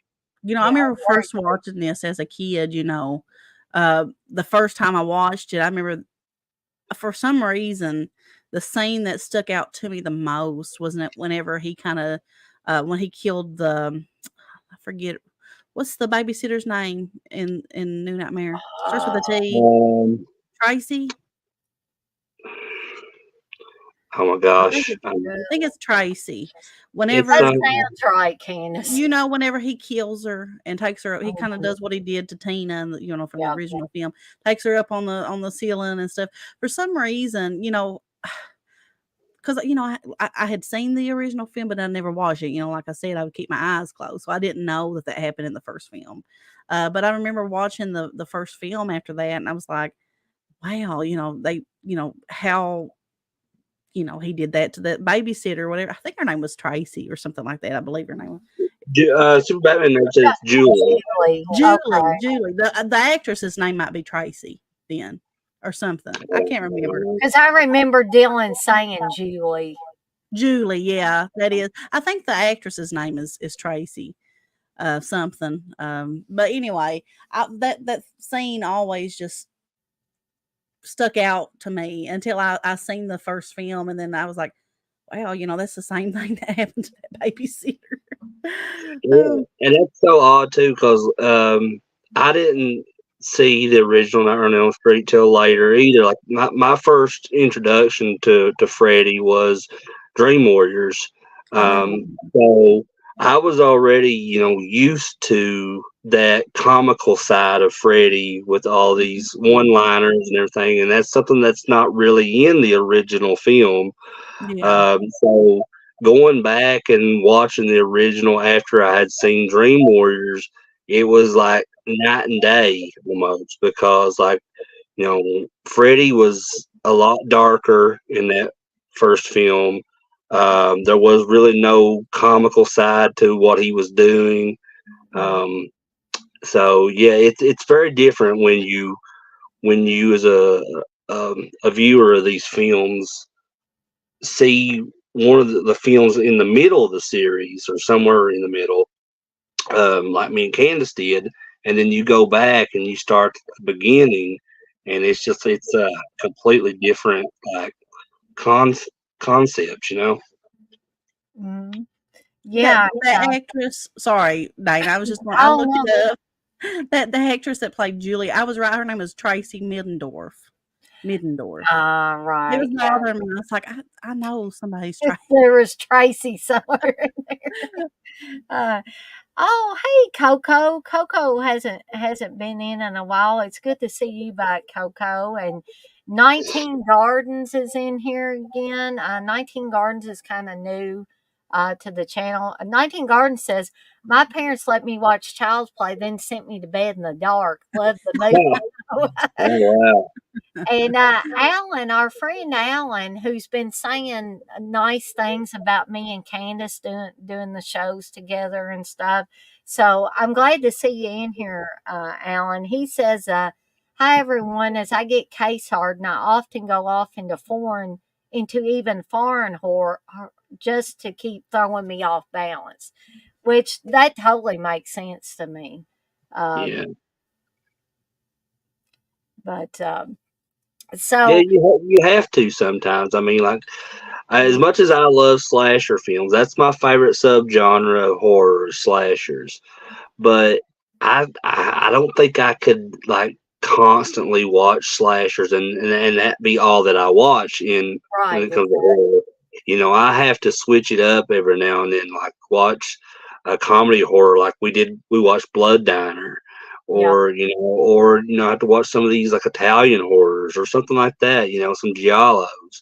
It's always good to just kind of like mix it up, because I just feel like if you don't, then you're going to get burnt out really fast on some of the films you watch. And Speaking of Blood Diner, I mean, when we watched that, we were talking about um, like different like dance club scenes and stuff Mhm. from 80s films and just films in general. And not to backtrack, but when we were talking about Dance Macabre, I forgot to mention that Yeah, the there is dance club there's a dance club scene in that as well that is very cool. I think one of the very and cool it's things fun. about that movie. I like that scene a lot. I'm glad you brought it up. Because you see in that scene, that Robert Englund's character has a very like creepy uh, vibe about him in that scene because He's kind of he standing back and observing. It's very yeah, creepy. it's like a voyeurism type Yep. deal with him. Like you don't know if he's mad, you don't know if he's getting turned on by what he's watching with Jessica and that guy. So it's a very creepy scene, but I enjoyed it. It was Yeah. very. I thought it kind of fit the rest of the feeling of the movie. I meant to talk about that and then I just totally forgot. So I'm glad that you brought that scene up. Uh, Definitely. I wanted to get Chris and Candace's take on the Freddy makeup in New Nightmare. Where does this rate out of all the Nightmare on Elm Street movies? How does this particular Freddy makeup rate for you guys if y'all were going to give it a rating? I Well, thought it it's was a a lot lot. more darker. Mhm. Don't you think, Chris? Yeah, I mean, well, it's a lot different Mhm. from his makeup as seen in the other films, which his film is not. Or, I'm sorry, his makeup is not always the same, but they're just very similar. But this Yeah, one has more of a I don't know how to describe it, like more but evil. it's a lot more darker, more Yeah, demonic looking. I Yeah. Uh, like it. I think it looks not awesome. It's my, not my personal opinion.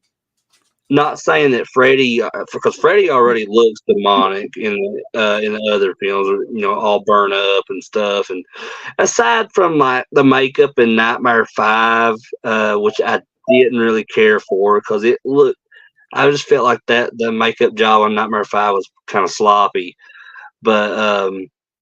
But with this one is like it was a fresh take on his makeup, even with his glove too. Like there was a whole different look to his glove the And the I liked blades it. on the glove and everything. And he also wears like a trench coat in Yeah, New Nightmare as well. So they just went with a whole completely different look, but I think it worked in a lot of ways.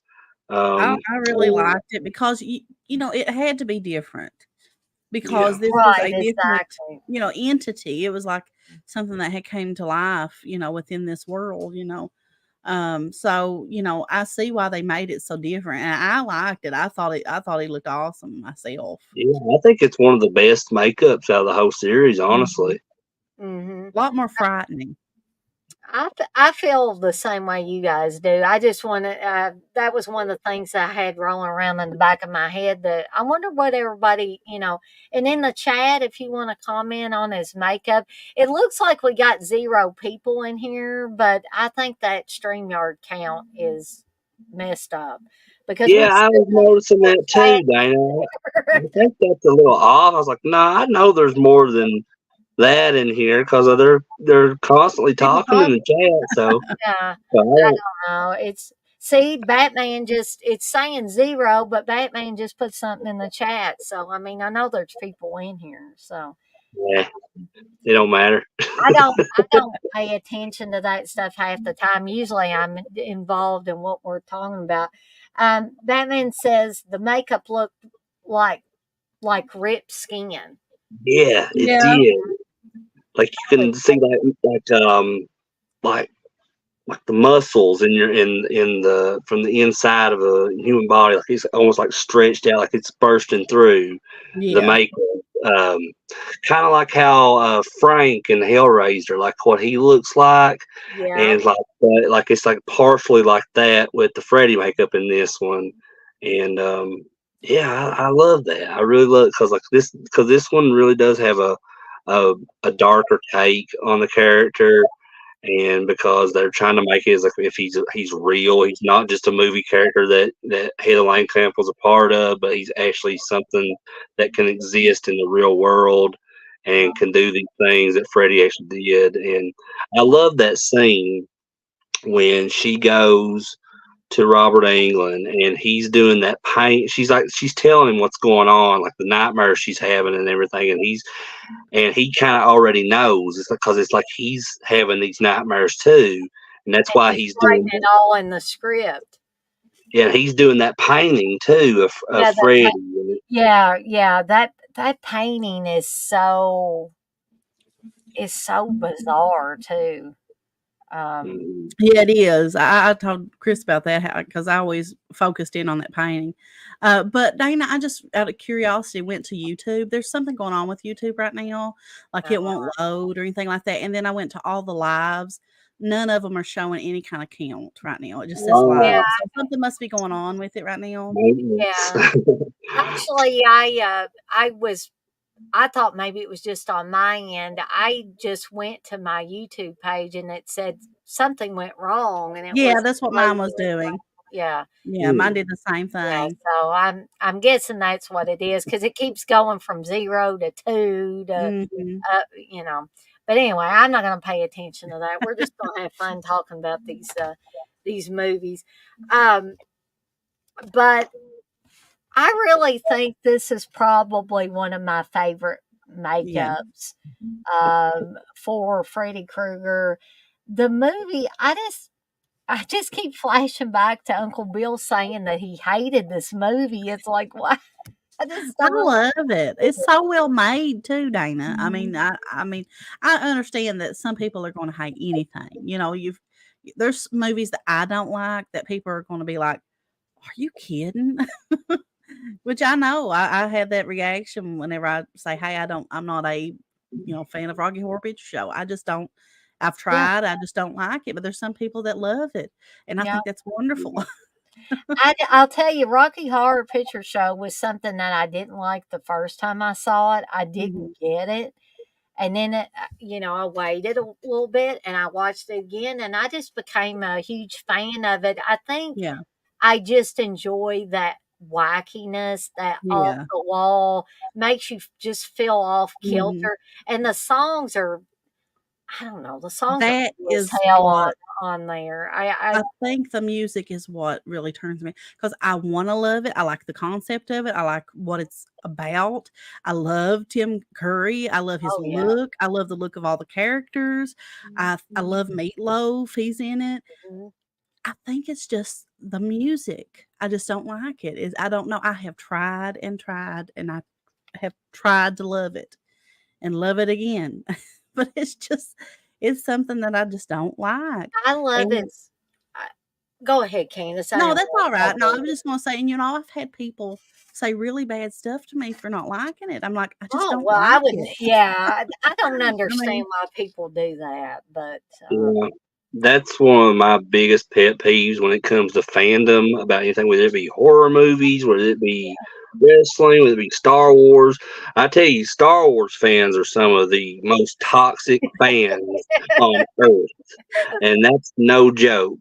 I love Star Wars. That was one of my things growing up as well too. Was I I love loved it too. everything about Star Wars, and but I as I'm older now, and you're getting these like fan groups and stuff on Facebook, and you see some of the conversations that are going on, Mhm. and but that's one of my biggest pet peeves is when someone has an opinion on it. What that opinion may not be the same as someone else's, but why be negative about that person's opinion?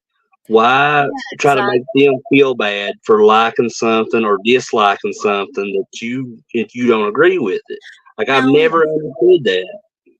Now Mm-mm. listen, I can understand if you're sitting there talking about something that you love, and then somebody just comes up just out of meanness and just starts bashing the heck out of it, just trying to make you mad. You know what I mean? I've had people do Yeah, that, and there's people that's like that. Everything that you like, they just want to come back. I can understand you getting peeved about that because you shouldn't do somebody that way. But just somebody respectfully saying, "Hey, I'm that's not something that I like," and right. then you just like jumping down their throat and calling them every name. Yeah, calling them a moron or an idiot Yeah. or other assorted names that. But as much as we love something, it is hard to see why don't people love this? You know what I And a lot of my stuff with Uncle Bill is I like to yank Uncle Bill's chain, Yeah. and he likes to Well, yank mine. And Wes, if you get the three of us on here and mhm. start talking back and forth about stuff, like Uncle Bill being on last night, and we got into the whole Shining miniseries versus Kubrick's Shining, everybody was just dying Well, because it was so funny. Well, that's well, Dana. friendship, you know. Well, Hmm. speaking of that, Dana, I do have a question for you. Oh Which do gosh, you you're like not gonna. better? Which do you like better? Chris, what was Now, is that a real question? I hope it's not. I'm sorry, Chris. I have to give you the I'm same just messing with answer you, that Dana. I gave to Uncle Bill. It's apples and oranges. It's apples and oranges. Hey, I'm just messing with you. I'm like that with some things too. Like I can't think of anything right off, but like there's definitely like stuff out there when you like compare them to one another. I can't choose one over the other. Um, Yeah. I don't know why that is. Maybe it's just because I just look at them different. I like them both in different ways, but I like them equally in their different ways. I just Um, feel like Kubrick's version of The Shining is, if I didn't talk about this enough last night, but just to reiterate, Kubrick's version of The Shining is just that. It's his version of The yeah, Shining. It's so far removed from King's book, he would have said that, and yeah, I think and he it's would say it. yeah, he did actually say it because I don't think Stephen King actually likes Kubrick's version of The Shining. While it's regarded as a classic in horror, and majority of the people that have seen the film love the film. Mm, You got to be fair to Stephen King though, because he wrote the source material for it. And Yeah. if it's nothing like what he wrote it to be, then I can understand him not liking it. mhm.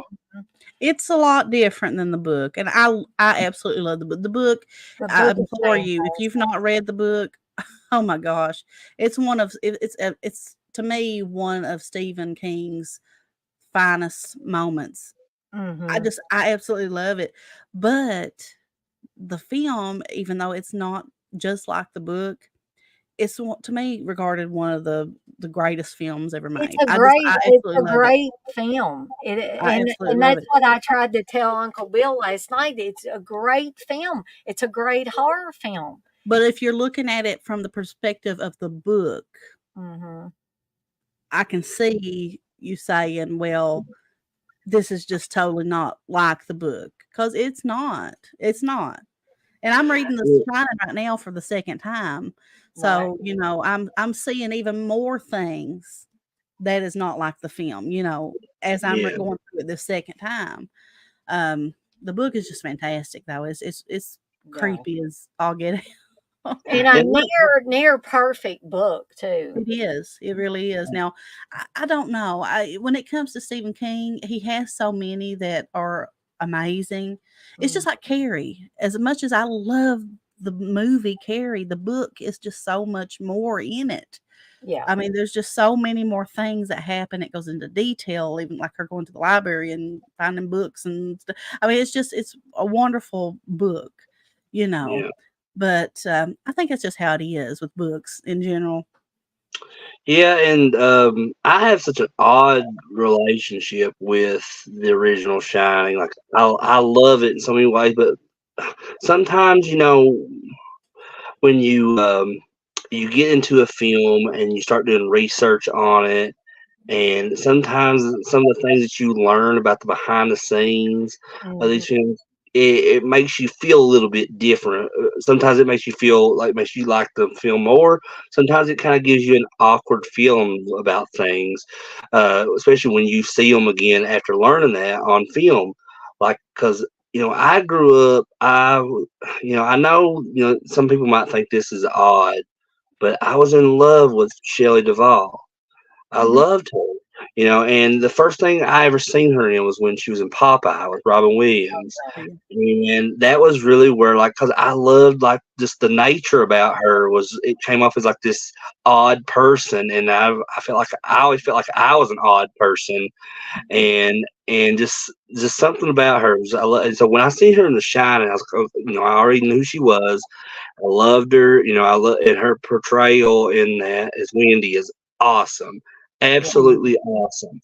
And then, but a thing that plays into her playing that role, especially when towards the end when she's scared and everything, is when I learned that how mean Stanley Kubrick was to her Oh during yeah, the making of it. yeah, To he get was her vicious to to her. to get her to react in the way she did. Yeah, but I've watched interviews, with her here recently, and she even though it was a hard time, she recalls, good things about making that film too. It was really hard on her though. Probably Oh mentally yeah, and physically. mentally and physically, I think it Yeah. was hard on her. I wanted to comment on a few things that people were putting in the chat. Russell's in here. Hey, Russell. He said Hey. he's saying hey to me and Candace and Russell. Chris and chat. Russell's a great supporter of the channel. Batman says, I was dying from laughter because UB said, what if someone came in and raped Steve to death? Yeah, I can't lie, Dana. I laughed. I was laughing on that I missed that part. because I was at first thinking that Uncle Bill was saying, what if somebody was threatening Steve's life? And I said, well, Steve will have to die because I am. Yeah, he said, well, Steve's already dead. What if they got a gun to your head, Dad? He said, well, I guess I just have to die. I'd have to die. And then we went into, like, I'd want somebody to kill me so Uncle Bill would quit asking me, which one do you like better, Dana? Yeah. He'll always ask that to you, Dana. He's never gonna let you live that down. Nope. Red Hammer, I can safely say the version that Steve prefers is Kubrick's version. There's no doubt about that. I can safely say that. Batman says I guess he tried to like my video, and he says YouTube says the resources are exhausted. Oh my goodness. That's everybody doing a lot of streams and they broke YouTube tonight or something. I don't know. Well, I was after your stream ended last night. I know there was a lot of people like that I subscribed to that were still doing lives last night up until almost like 1 o'clock, and even later than that. I know Chris C was doing one last night with Morpho. They were doing a watch along on Friday the 13th. I was in there for a little bit for that, and I know the guys over at Planet CHH.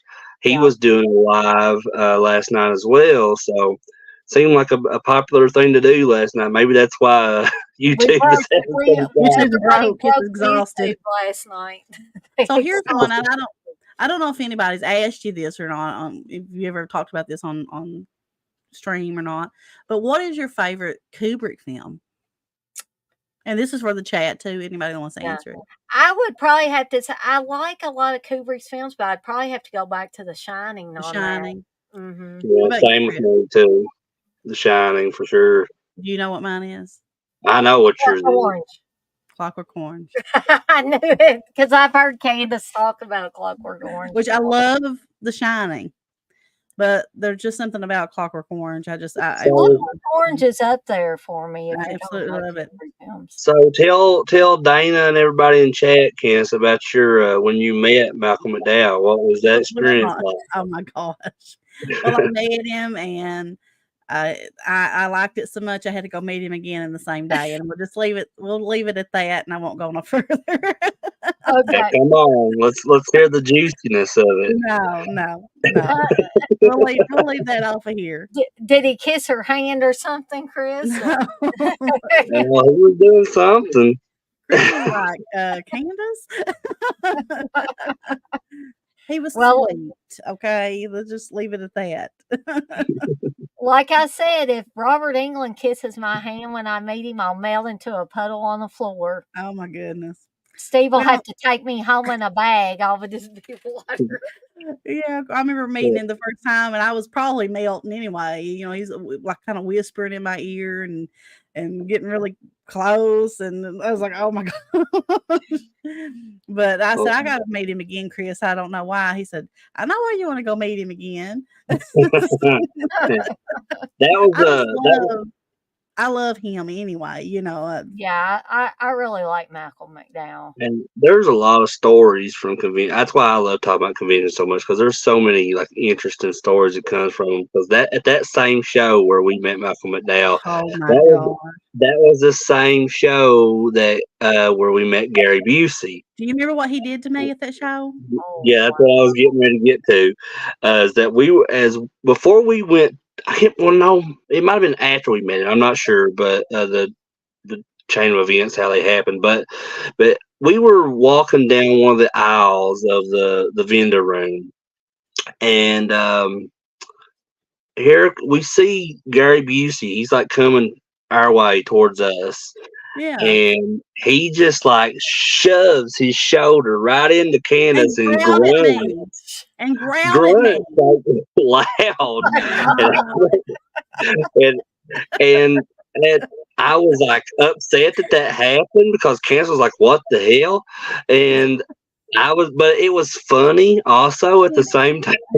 He would have took me. He almost took me to the floor, but instead of being mad, it was just so funny that me and Chris was just like looking at each other, and I was like, "What just happened?" And we went and met him. Dana, and it was like 50 different emotions all rolled up into one. Because Chris goes up to him, and he's like, oh, what's he say, Chris? I forget what he says. Well, so thankfully we got to meet him for free because we knew his agent at the time. We were friends with his agent, so like when we got up there, he seen us and he was like, "What do you want? Do you want a picture, autograph?" And I was like, "Yeah, like I'm gonna get a picture with him." And I picked out a Predator 2 8x10 for him to sign. And he said just go on, don't worry about it. So we didn't have to pay anything to meet Gary Busey, and like so before it was our turn to go to him, he was meeting with these like young girls, and he was like flirting with them and stuff like that. And so like after they left and he saw me, his expression just kind of went from a smile to a frown. And like I think I was trying to talk to him about Predator 2 or something, and he wasn't really paying attention. He just signed it, and then he's like, so I don't even know what he said. He just kind of like grunted and like said something really fast, and I was like, "Oh, I was going to get a picture with you too." And he went, "Oh yeah, come around here," and so it was like a bipolar attack on his personality or something happened there. You know what I was imagining though, as you were talking about, is how his expression changed in Silver Bullet when he's playing. Him and Marty are playing cards, and then Marty goes upstairs to bed, and as soon as Marty is out of sight, he goes from grinning to going. Yeah, like and that's how he really is. That's what I was thinking of. It was so funny though. You couldn't get mad at any of the grumpiness or anything like that. No, I didn't see it as like a bad experience or anything. It was just it was odd for sure, but it's just something that me and Candace look back on and laugh at a lot of times when we bring that up because it was odd. It was like, very strange at some of the things he was doing, but it's funny. And like you look at all these stories that you see of Gary Busey online and people that make the memes of him and everything. And it's just like, it makes it so much easier to look back on and like, that was hilarious. Yeah. I wanted to mention Chris C because he says, "Take care, all. Great stream, Dana and panel." Thank you. Well, thank you, Chris, and I hope you have a fantastic rest of your birthday. Yeah, And happy birthday, Chris. mhm. So I hope he heard that before he got out of here. But if not, he'll hear it on the I'll replay. be right back, okay? Okay. Um. So, Chris, before we get completely off a New Nightmare, I'm gonna give my rating, and I'm gonna have to give it a 5. This is gonna have to give 5 deadites out of 5. Now, I know people tell me, "Dang, you're a little heavy-handed with us, 5 deadites out of 5." But this is a great movie. It's Mhm. a great movie on all accounts, and I don't just reserve this for all-out classics. I give this to movies that I feel are great films. So I got to give the 5 Deadites out of 5, both for the movie itself and for Robert Englund's performance, which Robert Englund's performance as both playing himself and playing Freddy Krueger could potentially make this off the chart here.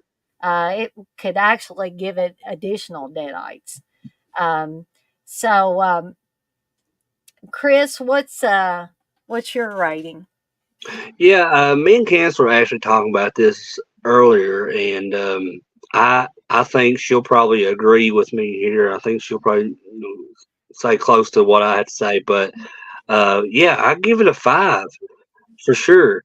Because while it's not my favorite nightmare film in the series, it's like my fourth favorite. Still, like, what does that tell you about the three before that? Of course, they're going to be 5s too, because the Nightmare series is like one of those franchises. It's just so many of the films are untouched, really. But like when you compare them to other sequels to other franchises, like you know, I I feel a lot the same way about several of the Nightmare films. I can't say that about some of the Friday the 13th films or the Texas Chainsaw or the Halloween films. I have kind of different feelings on each of those. But with the Nightmare films, at least my top four are I all would rank 5. Right. Um, and especially this one, just because it brings a lot. After Freddy's dead, this is the first Freddy film to come out, and it brought a lot of that darkness back to the series from the original film. Yeah. And plus, you had Wes Craven back. Then you had them turning this film into like almost like a reality that, and they were pulling back the curtain to all these people that were like involved with the film, like Wes Craven's in the film, Bob Shaye's in the film, Yeah. you see Robert Englund as himself, Heather Langenkamp as herself, and you look at the beginning of the film with Heather's husband. He's part of the effects crew, and you see everything that's going on, and behind the making of these Nightmare films, and that to me is just what makes this movie so interesting. Um, because I did learn that Heather Langenkamp and her husband in real life, they actually do like own some kind of like effects or production company involving film. So I don't know if they did at the time when No Nightmare came out, but that's just that just kind of plays into all of that in the film. That's what's interesting to me, at least.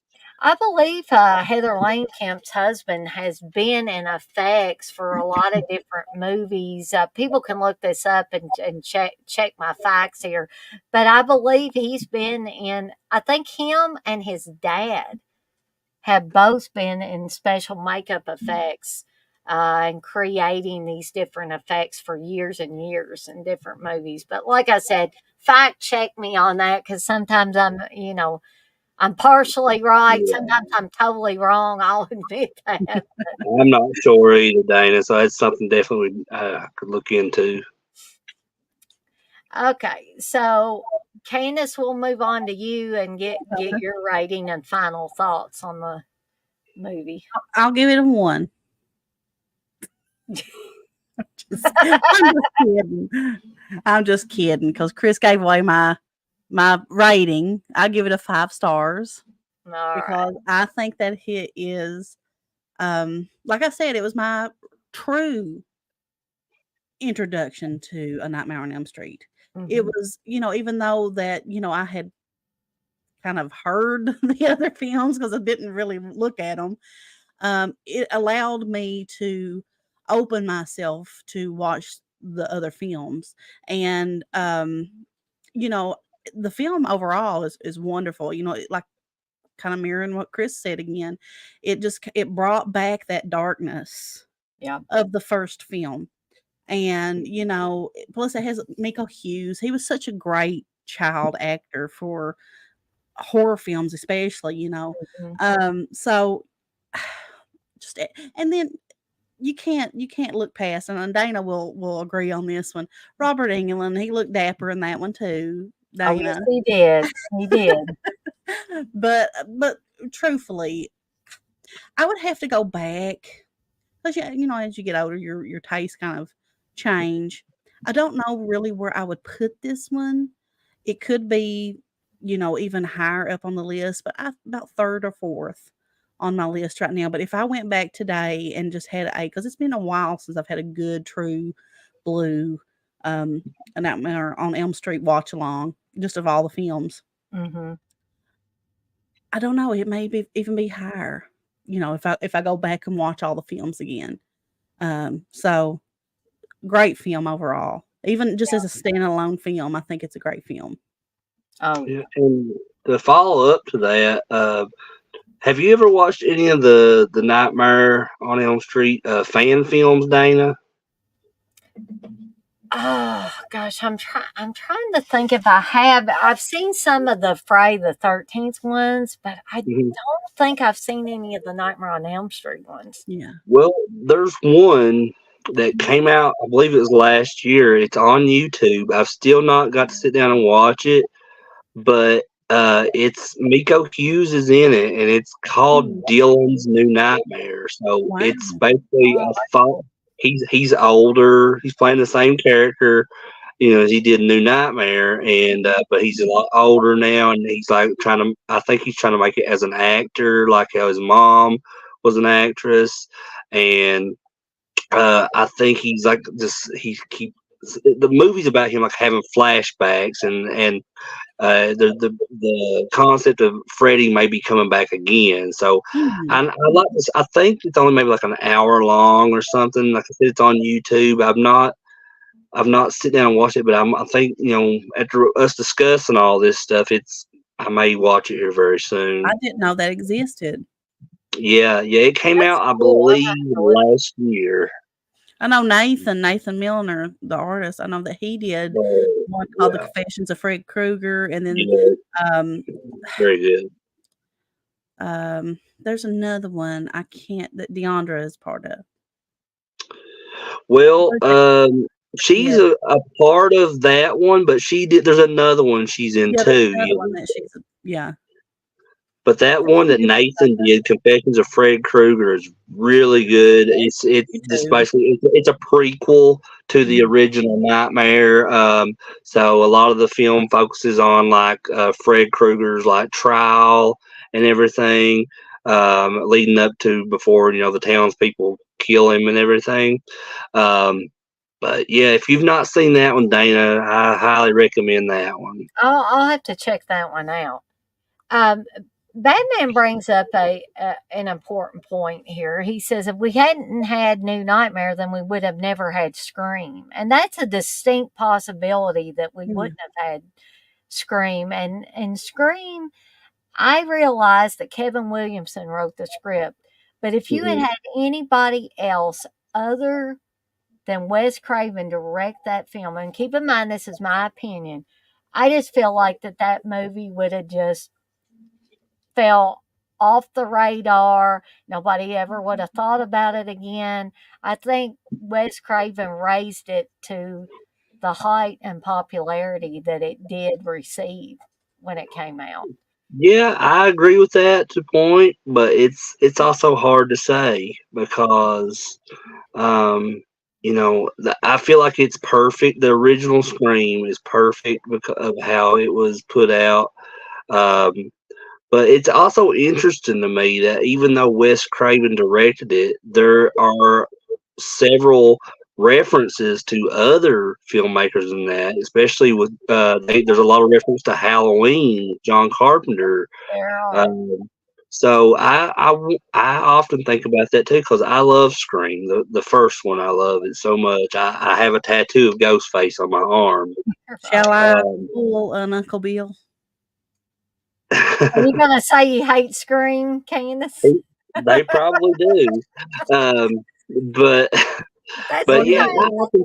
I often think about that. Like if John Carpenter or Toby Hooper or George Romero or somebody, what if they had made Scream? What Yeah, would it that's be? what I was gonna ask you. What would you have thought if one of those other filmmakers had done it? How do you think it Well, would have compared?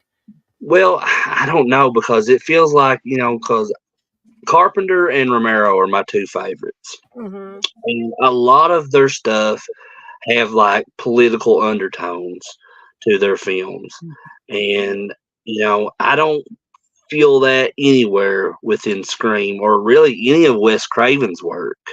Um, Wes Craven just has I don't know, like he brings like the reality of terror of in the things, and he focuses on that, but he also makes it fun. Because Yeah. everything I've ever watched of Wes Craven's has been fun, whether it He be Hills seemed Have like such a Eyes. good person. He Mm. seemed like such a good guy. I don't know, Now, the only thing that I could say would have political undertones that Wes Craven ever did, and it is very, very dark and is not fun, is Last House on the Left.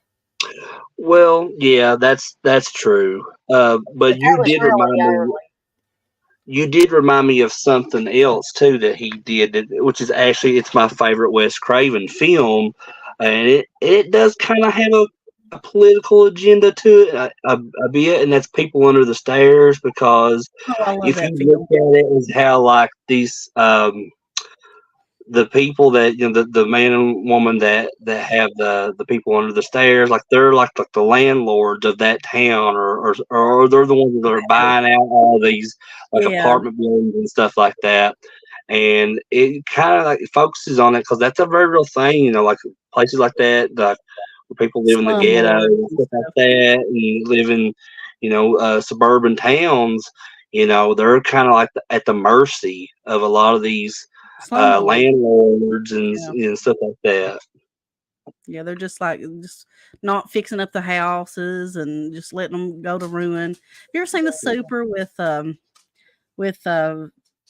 Joe Pesci? I haven't seen that one. I've seen a lot of Joe Pesci stuff, and That's not one of my favorites. If you've never seen it, that's a good one. He's basically, the owner of this apartment building. I think his dad gave it to him or something, and it's just falling apart, and mm. he's forced to live inside of it, and like just it's funny. If you like Joe Pesci films, and Well, you like that one. Candace, you got me intrigued. So I gotta know, since you brought it up, I gotta know what makes you hate Scream.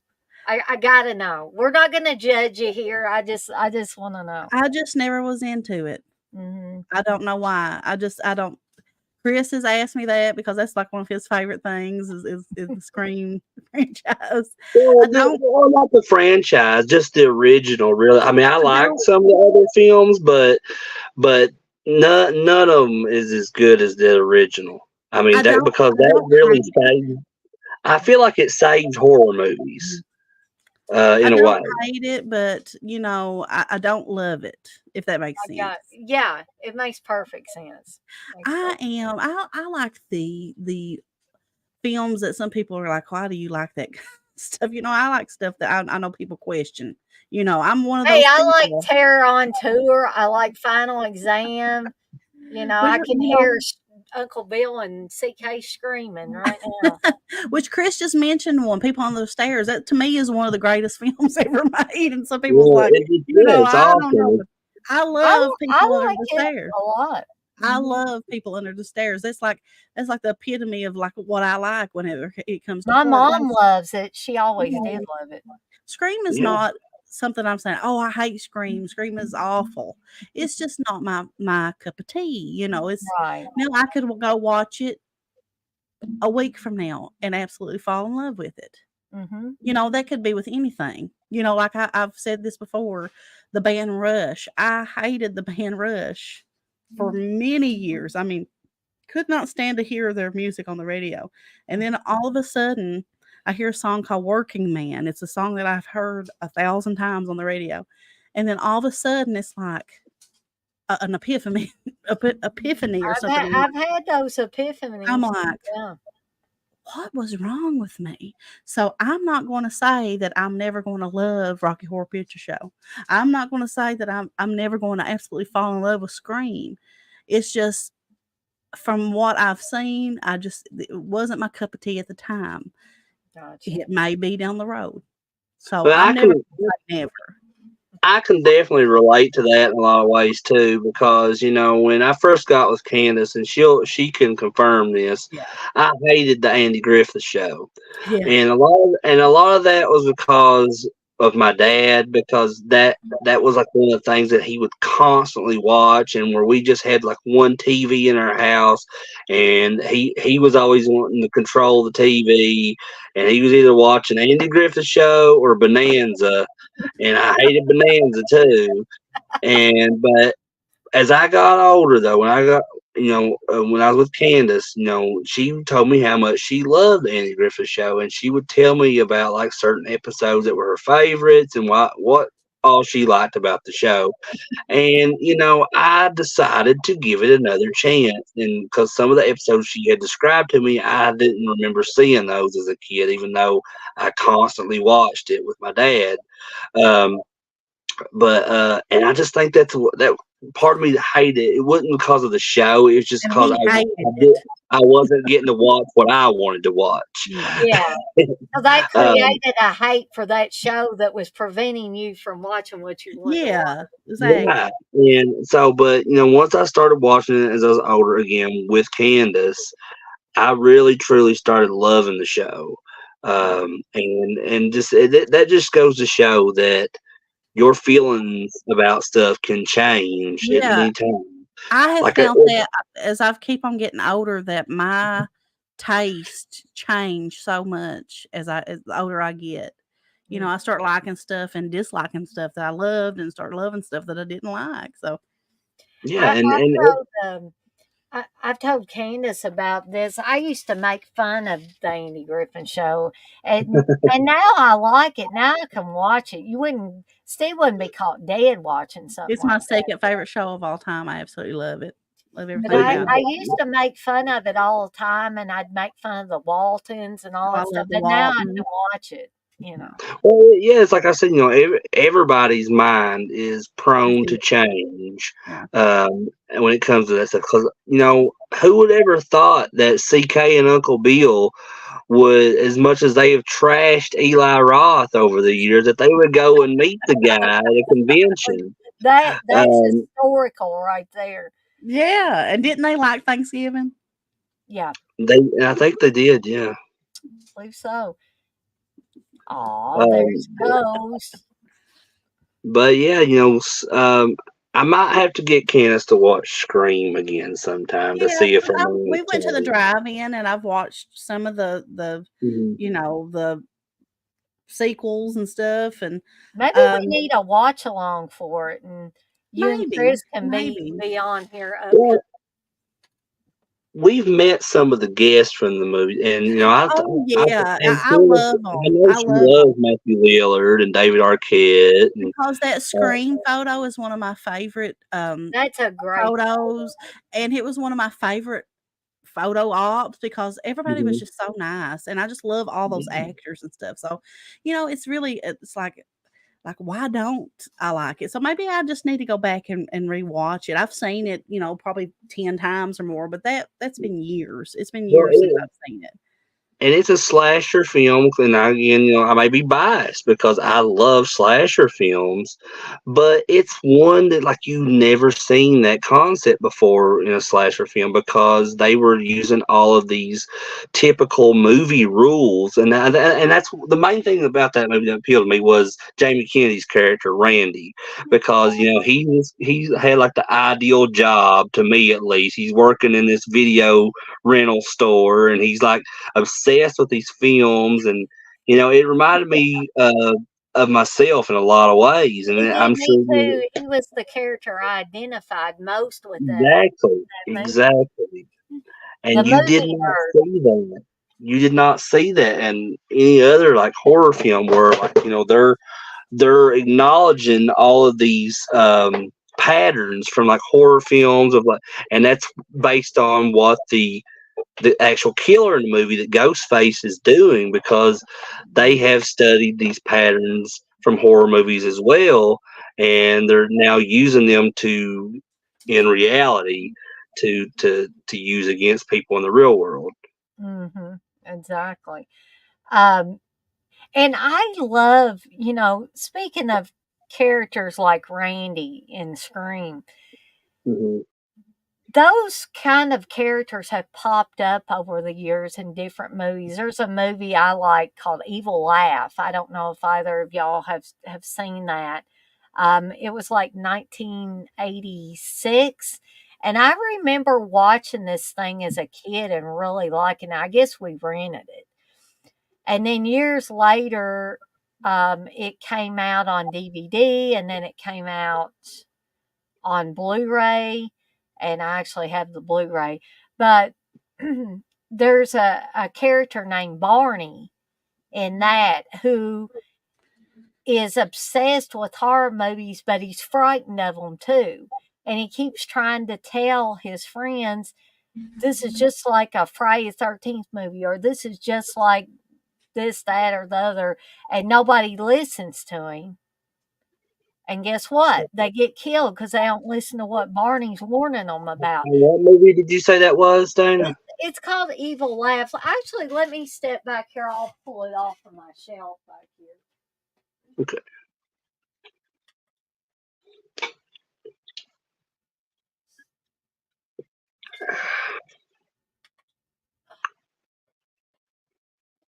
So Vinegar Syndrome put this out, I think, a few years back, and it's Oh, okay. yeah. Yeah, I think I have that on one of my Amazon wish lists right now. That's one I don't have, but I've always like I didn't know what it was about, but I just had always seen that cover art, and sometimes I'll just buy movies, blindly like I like that. this cover art the best, right there. But That's really awesome. I'm gonna have to look at because the way you described it, that sounds super interesting and right up my alley. It's like, have you ever seen that movie Fade to Black with Dennis Christopher? I have, and that's one that I want to like so bad. And I think Uncle Bill's like this too. We both have tried to watch it several times. I love Dennis Christopher for one, and I love the concept. But every time I sit down to watch that movie, I don't go to sleep, but I just have an inability to get into it. And I don't know why that is. Yeah, I don't Yeah. know what it is. I kind of feel that way, but I've watched the movie several times. There's something about it. It's really interesting to me. I think it's just where I'm just so really into films in general and filmmaking and the process behind it. Like it's interesting to me when you see a film that kind of includes that, like Ed Wood. Have you ever seen Ed Wood? I believe I have. It's been a while, but I believe I have. Johnny Depp. Yeah, Mhm. it's a Tim Burton film. It's got Johnny Depp in it playing Ed Wood, and it's just it just goes behind. It basically is just a film telling of like his life, well, exaggerated version of his life, and I just love stuff like that. And or the movie Bowfinger with Steve Martin and Eddie Murphy. Mm. Uh, that's my favorite Eddie Murphy film, because he does play dual role. He plays this big actor in the movie named Kip something, and then Eddie Murphy also plays his brother, which is like he looks just like him, but he's all nerdy and wears glasses, and he's helping Steve Martin on like making this film. And which it's funny because we were just talking about Jamie Kennedy and Scream, and Jamie Kennedy's also like one of the crew guys in that movie. Um, so yeah, I don't know. That stuff really appeals to me when they kind of like peel back the curtain a little bit, like, and that kind of just goes back to New Nightmare. They do the same thing in New Nightmare, and that's one of the reasons why I love that movie. Yeah, it was almost like, to get back to that a little bit. It was almost like Wes Craven lets you take a peek at what he was looking at through the camera lens. Yeah, exactly. I'll tell you what though, Dana, you do a watch along for Scream, and I'll come on there. Well, it's going to be coming, Candace. It will be coming. And I'll look at it in a whole different perspective. So maybe we can get a bunch of people on here for that. Maybe we can get Chris on here and get some of you from the chat that want to come in and come on, Blissful. You can come on. I'm never going to leave her alone about that. She'll eventually cave in, I think. I think that would be a lot of fun. Go ahead, Chris. Oh no, I was just saying. I just think that one would be a lot of fun. I also think that when Scream came out, it was around a time whenever people I didn't like the film.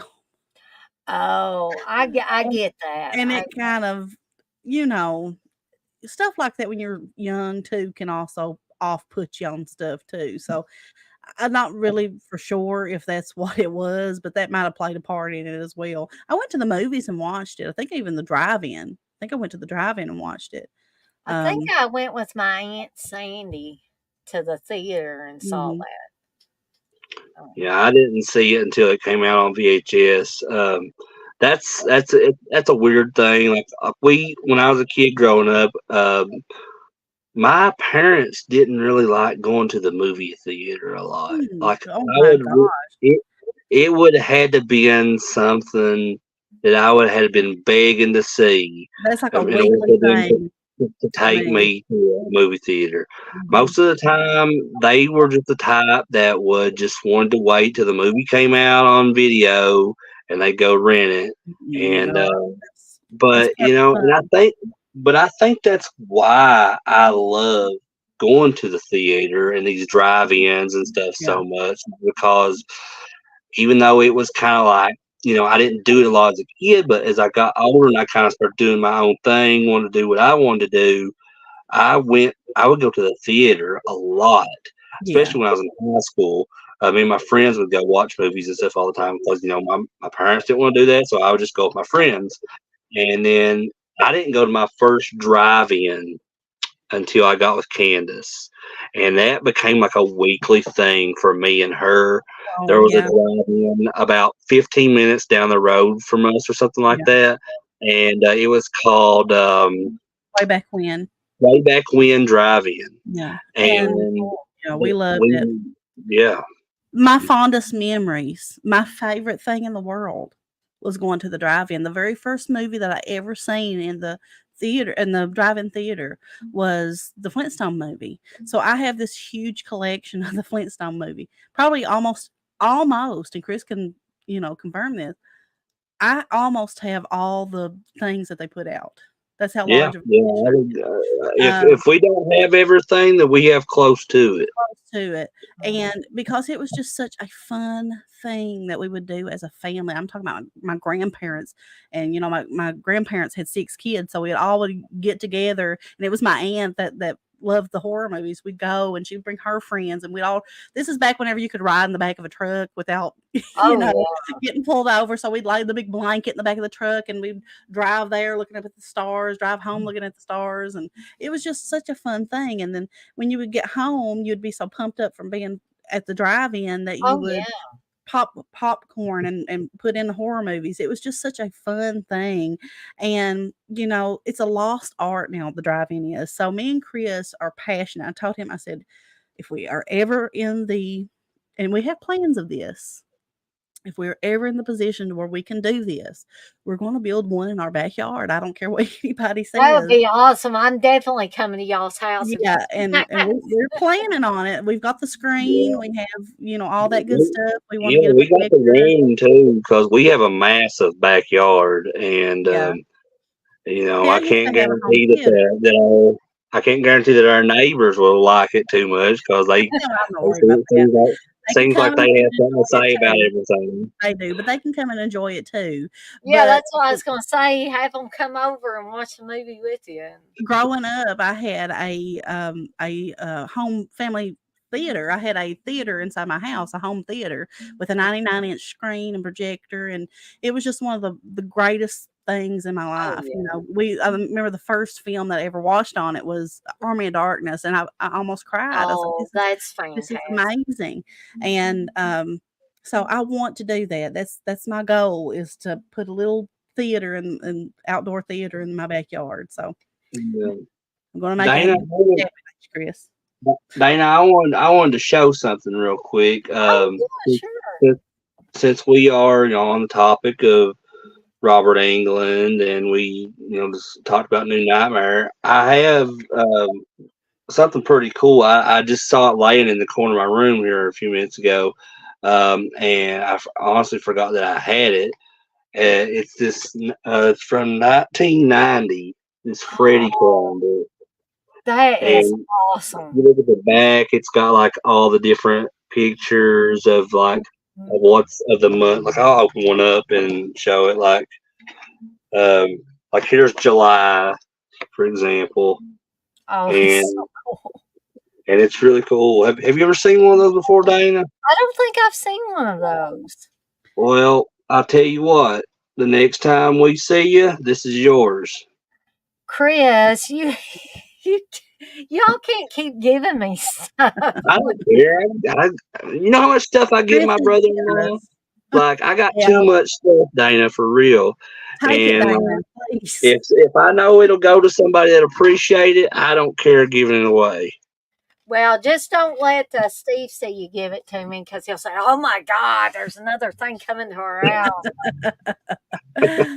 Were you one of the people who like get a new calendar? You go look at the month you were born and see if yours was as good as the rest of them.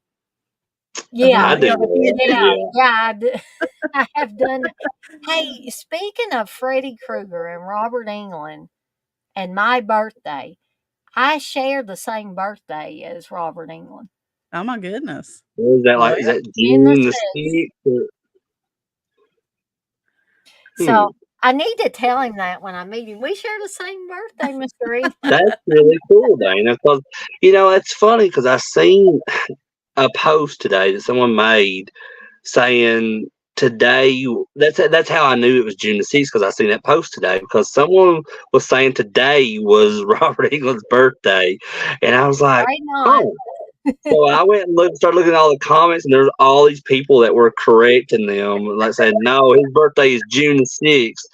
And I was like, oh, it's interesting. And then I started thinking about you, Dana. I was like, well, maybe when June 6th rolls around, that Dana can have like a birthday bash Robert Englund video or something. That would be that's cool. Little did I know that was your birthday as well, so that would work out even more perfectly. Yeah, so I have a Dana / Robert Englund birthday bash. I am gonna do that. And me and Dana can make a special like dessert. Like I'll make one, and you can make one, like, and show it off. And it'll be half mine and half Robert Englund's, even though he can't partake of it because he's not here. But Dana would absolutely pass out if on that day, just get a knock at the door and open it. Well, here I am, Dana.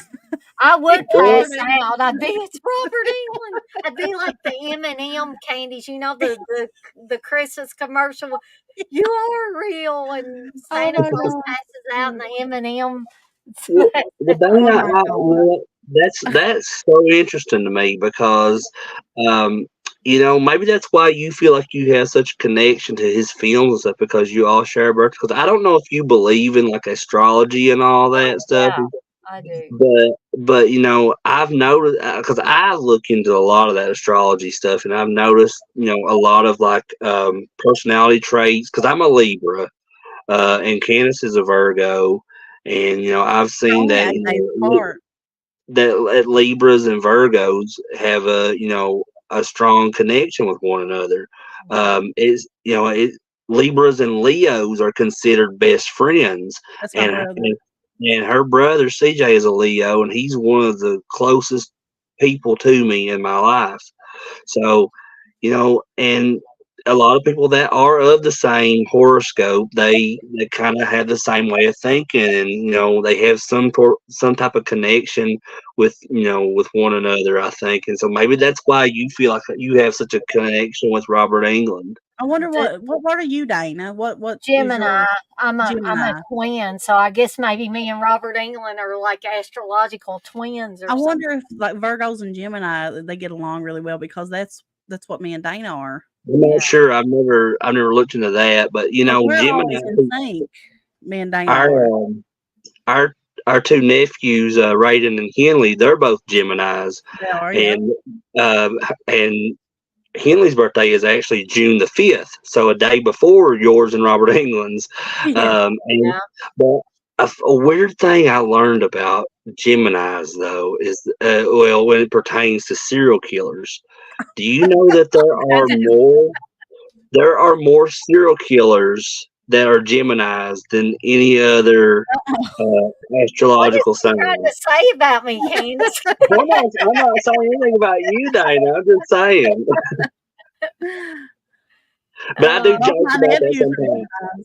I do joke about that sometimes with Candace. I said, what? Because we're the boys, our nephews are Geminis, and I always joke around with her and say, what if they grow up, because they're No, so mean right now. Why don't they grow up and no, start killing people? And she's like, no, don't "Chris, say don't that. say that." No way. well, That's see, not true. there's a lot of stuff that's in June for my family because my cousin Clayton's birthday is June the 3rd. Mine's June the 6th. My mom and dad's wedding anniversary is June 14th. My brother's birthday is June 29th. I was born at the beginning of the month. He was born at the end of the month. Mm. Father's Day's in June. Mm-hmm. Uh, it's just June for our family, at least, is chock full of all kinds of celebrations. Me and Candace, we're both September babies. And I'm the 20th she's and he's the 8 days 28th. older than me. I Well, Yeah, mean, she was born same year. September 20th, 86. I was born the 28th. Um, here's something even more I like them young. amazing. My mom and dad I are shouldn't have said that. October babies, and they were born the same year, 3 days apart. Mm, My dad's birthday is the 15th. My mom's is on the 18th of mm. October. No, But me and Chris got married on October the 13th. hmm Alpha Romero says September was a busy month for your family, Dana. No, I Chris's know what mom, he's I think, getting said September. at. You count those 9 months in there. September's a good month. Uh, Yeah, my mom's birthday's in September, Yeah, and I have a few other family members, like cousins and stuff, that are in September. But I don't think I I always know like anybody that. else in my I family that was always born like in that September. song. You know that song, Dana, by Earth, Wind, and Fire, September. oh yeah, I do. I That's do. one of my favorite songs, actually. I I think would I'm just think maybe just because I was born in September. I don't know, but yeah, that's a whole nother discussion. Stephen King. Stephen King was born in September. I think his Hmm. birthday's the Oh, was he? 21st of September. That's what that No. song's about. And He's singing. Carrie White, a character from his book, was born in September. He Yeah, had her born in September. So, Wow.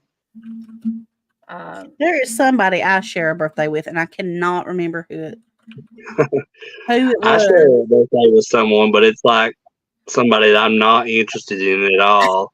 Um, is Hillary. Hillary Duff is who I share a birthday with. You know who else I share a birthday with is Darcy the mail girl. Oh yeah. Oh, it's hers June the 6th as well. Says that John Bernthal and Sophia Loren and Kristen Johnson, the one that played in the Third Rock from the Sun, Mm-hmm. I share a birthday with them. That's not who it was that I was thinking, though. So I don't know. Well, Alpha Romero, you did miss us talk about New Nightmare, but you know the great thing, unless you today ahead of Charles Manson. Oh boy. And Blissful says, Dana, don't worry. Most serial killers have had childhood head injuries. Well, you know, some people would think I had a head injury. Some of the movies I talk about liking, they would say Dana had to be dropped on her head as a child, you know, as a baby. Messed her up. Hey, I wasn't dropped on my head, but when I was born, the umbilical cord was wrapped around my neck, and so I came very close to death, pretty much. Yeah.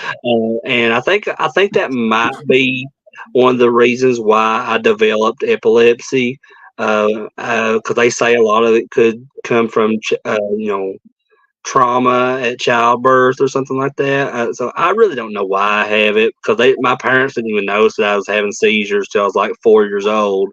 Yeah. So it's really untelling, I guess.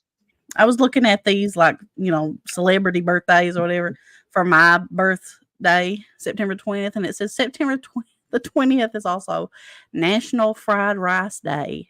Yeah. National, wow. National Pepperoni Pizza Day. Well, heck. Raspberry Day. Oh my gosh. So, Okay. do you ever look at that stuff? Like, what was the number one movie that was when you were born? Past, yeah. Do But you I know can't what remember what was? it was now. So, the number one movie that in the world, I guess, when I was born in September of 1986 was The Fly with Jeff Goldblum. Ooh, that's a good one.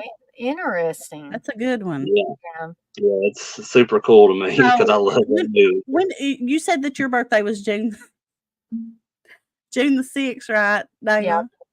Okay, so June the 6th is National Fish and Chip Day. Yeah, I like fish and chips. Well, I do too.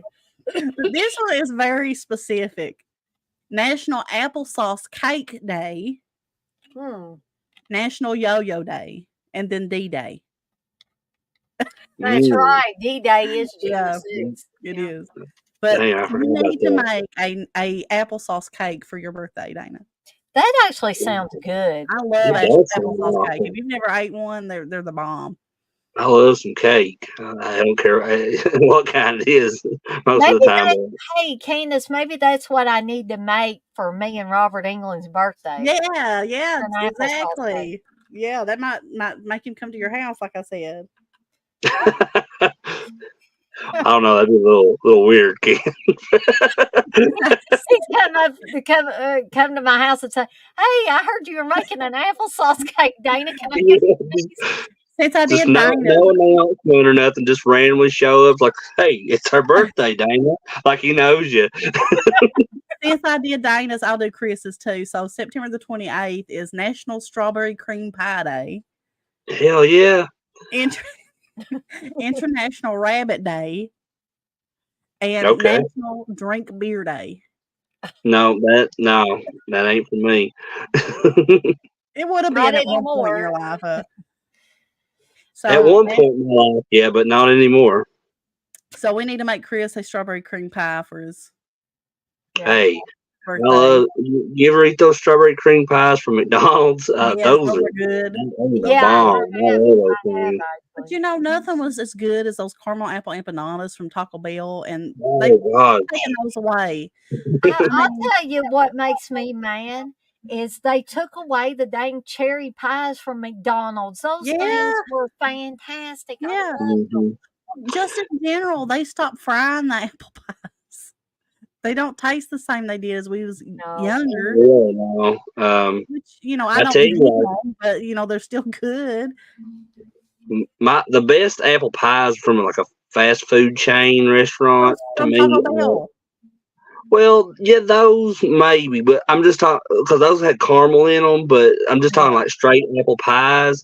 I would have to choose Hardee's They're good, or yeah. Carl's Jr.'s to some people out there. I don't But think yeah, I've ever had Hardee's apple pies. they're so good. They remind they. Do you remember back in the '90s how the apple pies were fried at McDonald's? That's how they do it up there. That's how they are at Hardee's. They're like the old McDonald's apple pies. Yeah. So Somebody needs to bring back some cherry pies, please. Yeah. Somebody do Yeah. that at McDonald's. Those were good. I miss those. My they mom got those. They got the cherry ones at Hardee's too, Dana. So if you ever You better be taking me to Hardee's then, so I can get me a cherry pie. No, there's a fast food chain called Jolly Bees. We don't have them around here in Kentucky or anything like that. But I seen somebody on a YouTube video talking about Jolly Bees, and they have like a mango pie or something like that. Maybe I'm wrong, but I think it's mango pie, like a fried pie. They looked so good. I was like, why can't we have something like that around here? Yeah, Steve always rolls his eyes when I talk about. I am too. Steve rolls his eyes when I complain about the cherry pies. He's like, Dana, drop it. They evidently wasn't popular enough. I said, I don't care who else they were popular with. I love those cherry pies. Yeah, they've not brought those back in a long time. They brought them back for a very short time, and then they just went away, and they've never come back again. Well, I wish that Taco Bell would bring back those caramel apple empanadas, because I'm not a big, as much as I'm talking about pie and stuff, I'm not a big sweet eater. But I love those. Those were so good. Hey, Candace, are you familiar with this? I just seen Alfa Romero's comment. He says the Hershey's chocolate pie from Long John Silver's. Does our Long John Silver's have those? Yeah. They do. They have. I'm trying to think if our Long John Silver's has them. I love Long I'm John. going to check that out. I love it, and they're slowly disappearing in my neck. That's so sad. That's so sad, because that's like one of my favorite restaurants. Chris don't like it. Yeah, I grew up I grew up in Floyd County, like from where my house was over there. Like about 10 minutes down the road is a town called Martin, Kentucky. And they like right as you get in there, like one of the first restaurants you see, it was Long John Silver's, and it was there for probably, decades, probably 30, 40 years. And they last time we were over there, because I was over there visiting my parents, and they took it out. So it's now a Mexican restaurant over there. So yeah, I hope they never take ours away, because I would just be lost to death. We got maybe two here in Louisville, and then there used to be one in Campbellsville. So when Steve and I would go back home to see Steve's mom, I would always want Steve to stop me by that Long John Silver's. It was a Long John Silver's and an A&W root beer, and they've closed it. And I was like, they closed my Long John. So sad. Like Rex. Rex used to be one of my favorite places to eat at. And then I thought they all went out of business, but much to my surprise, there was one. I think there's like 2 or 3 that's still operational in the whole country. And one of them is in Harlan, and my mom had to go an hour away from us. Yeah, well, we had to go over there for a doctor's appointment, and we ate there, and it was like, oh my gosh, I hadn't had it, because it tasted just the same as it. I don't know. I tell you, Dana, I don't know if you like this kind of stuff, but if you're ever in that area in Harlan, Kentucky, and check out Rax's. What is it, Candy? It's like a mushroom melt.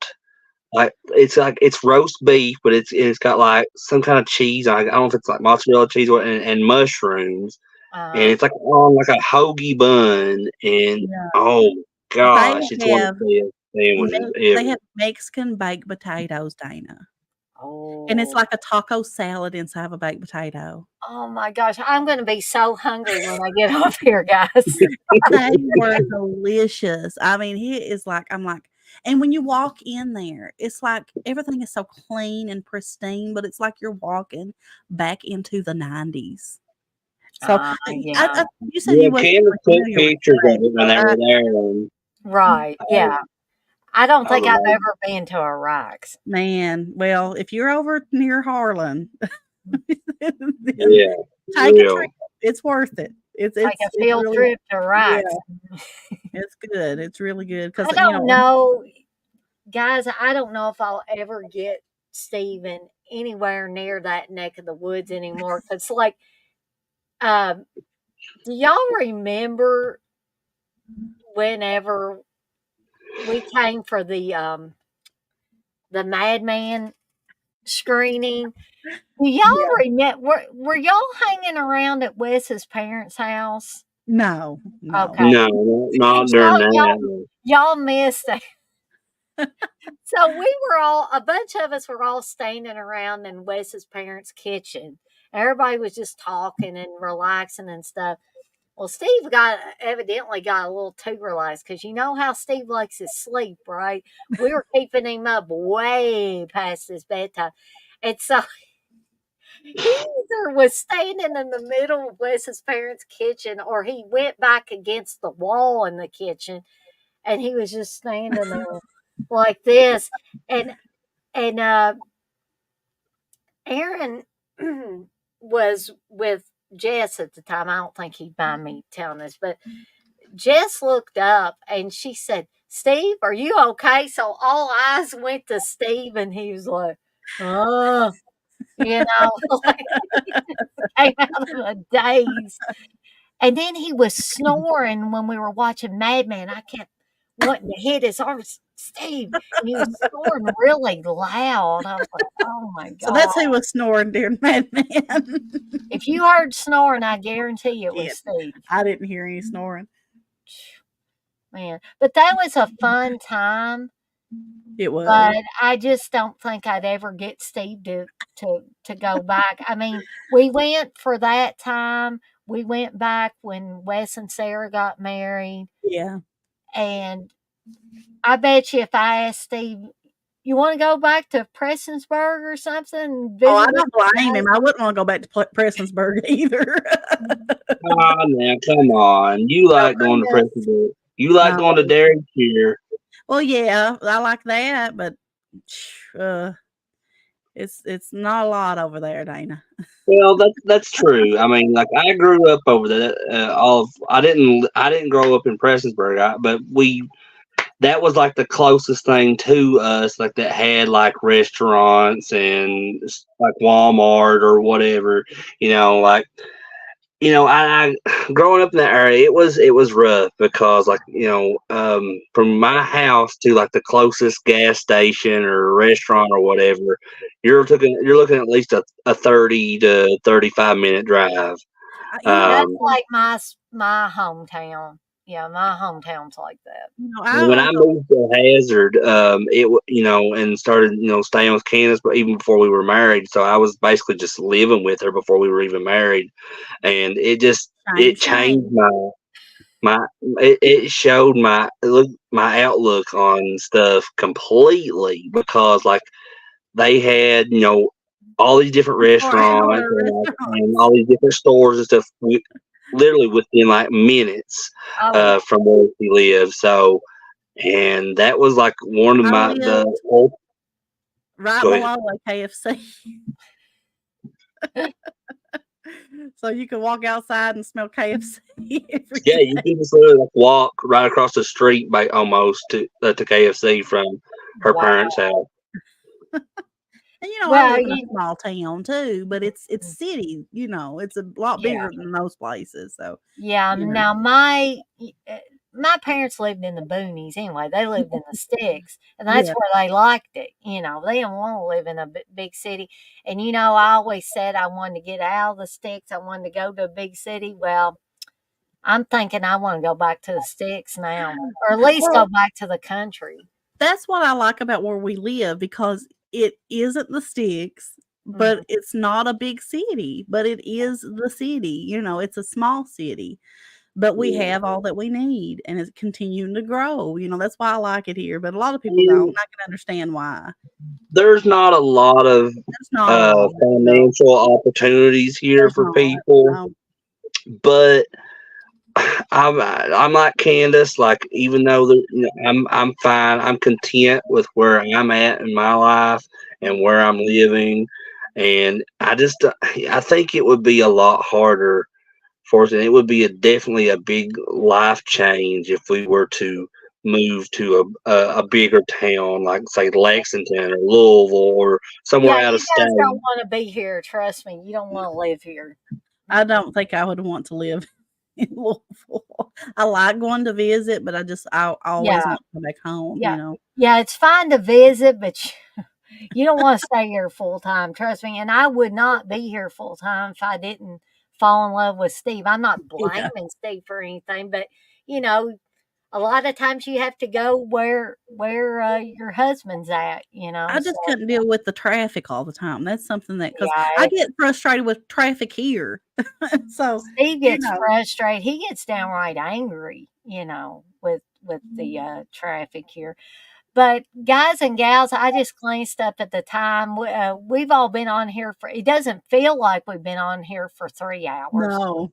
but I got work tomorrow, unfortunately, and I'm betting Chris has work and Oh Candace yeah, has work because like I've said, taking care of a home, taking care of kids, taking care of pets, that is a full time job in and of Yeah. itself. And I have great respect for anybody that does that. And so Candace has got to work too. We've all three of us got to work. Plus, And I have a part-time job that I do, but exactly, it's on my own terms, so that's good. that's exactly right. Thank you, Blissful. Blissful says great live, guys. Thank you. And I've so enjoyed it. I enjoyed this immensely because not only did we talk about Robert Englund films, which I love, talking about Robert Englund all the Yeah. time. I also love just having these little chats with you guys, with the chat, and all that. And once YouTube quit screwing up, we had really good numbers in here. So I'm expecting that we had good numbers the whole time. Oh, yeah. I just I couldn't don't see. know what was going on with YouTube. That was so odd. I've never had it do that to me Oh God. before. I think everybody broke it last night. Yeah. There was too many streams going on. They broke it. But I hope you guys and gals will tune in tomorrow night. And Candace, Chris, or whoever, if y'all want to join me and TJ ever for whatever we're talking about, we're going to be talking about the first half of the fourth season of Creep Show segments. So if anybody ever wants to join on any of those, I'm sure TJ wouldn't care. I know I wouldn't care. yeah. I need to get caught up on those Creep Show TV series Yeah. episodes. I don't think I think I'm somewhere in the middle of season 2 is where I last left off. Um, it seems like the last one that I watched was the episode from season 2 about the exterminator, and I think That was it. Keith David's in that episode. Um, I think that's the last one I watched, so I can pick up from there and try to get caught up with you guys.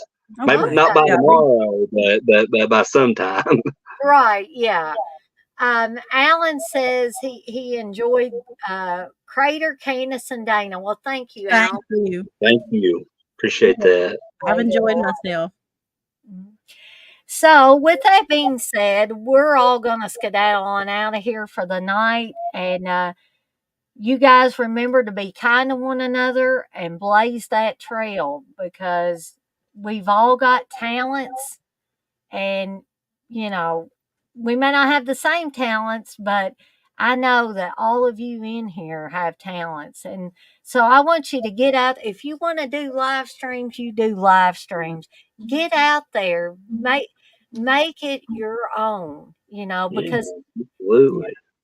there's still a bunch of slots that can be filled with all this creativity. If you want to paint, paint. If you want to draw, you want to sculpt, you want to write the great American novel, you want to be the next Stephen King, just jump out there and do it.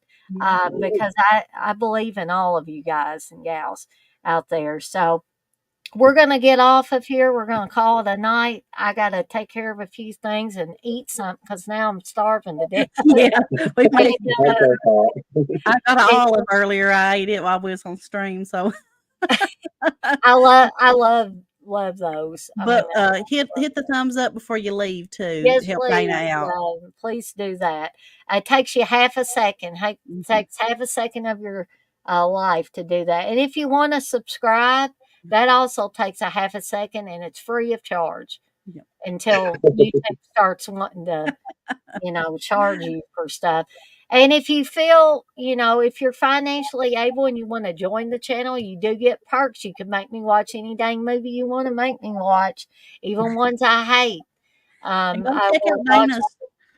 go check out Dana's other stuff too that she's got. She has an array of things that she can make you too. So check out her website, deadeyesondeck.com, right, Dana? Is that what it is? Yeah. Yep. Go check it out. If this stream has made you hungry, go check out her movie munchies videos, and you might make you something after this stream. Plenty of recipes to help you out, Yep. So there are a ton of recipes out there. I'm looking forward to that chili that she's going to be making. I'm looking forward to that chili too. I don't care if it's 100 degrees the day I make it. I'm going to enjoy that. It sounds good. But I want to thank Candace and Chris for being on here with me. And I want to thank everybody in the chat for being in here and sharing with us and listen to what we had to say about these 3 Robert Englund films tonight. Thanks for sticking around. Yeah. Even though YouTube was being crazy. Thank you for sticking around. And we're out of here. As Ducky says in Pretty in Pink, I'm off like a dirty shirt. So, see you guys. Good night, everybody.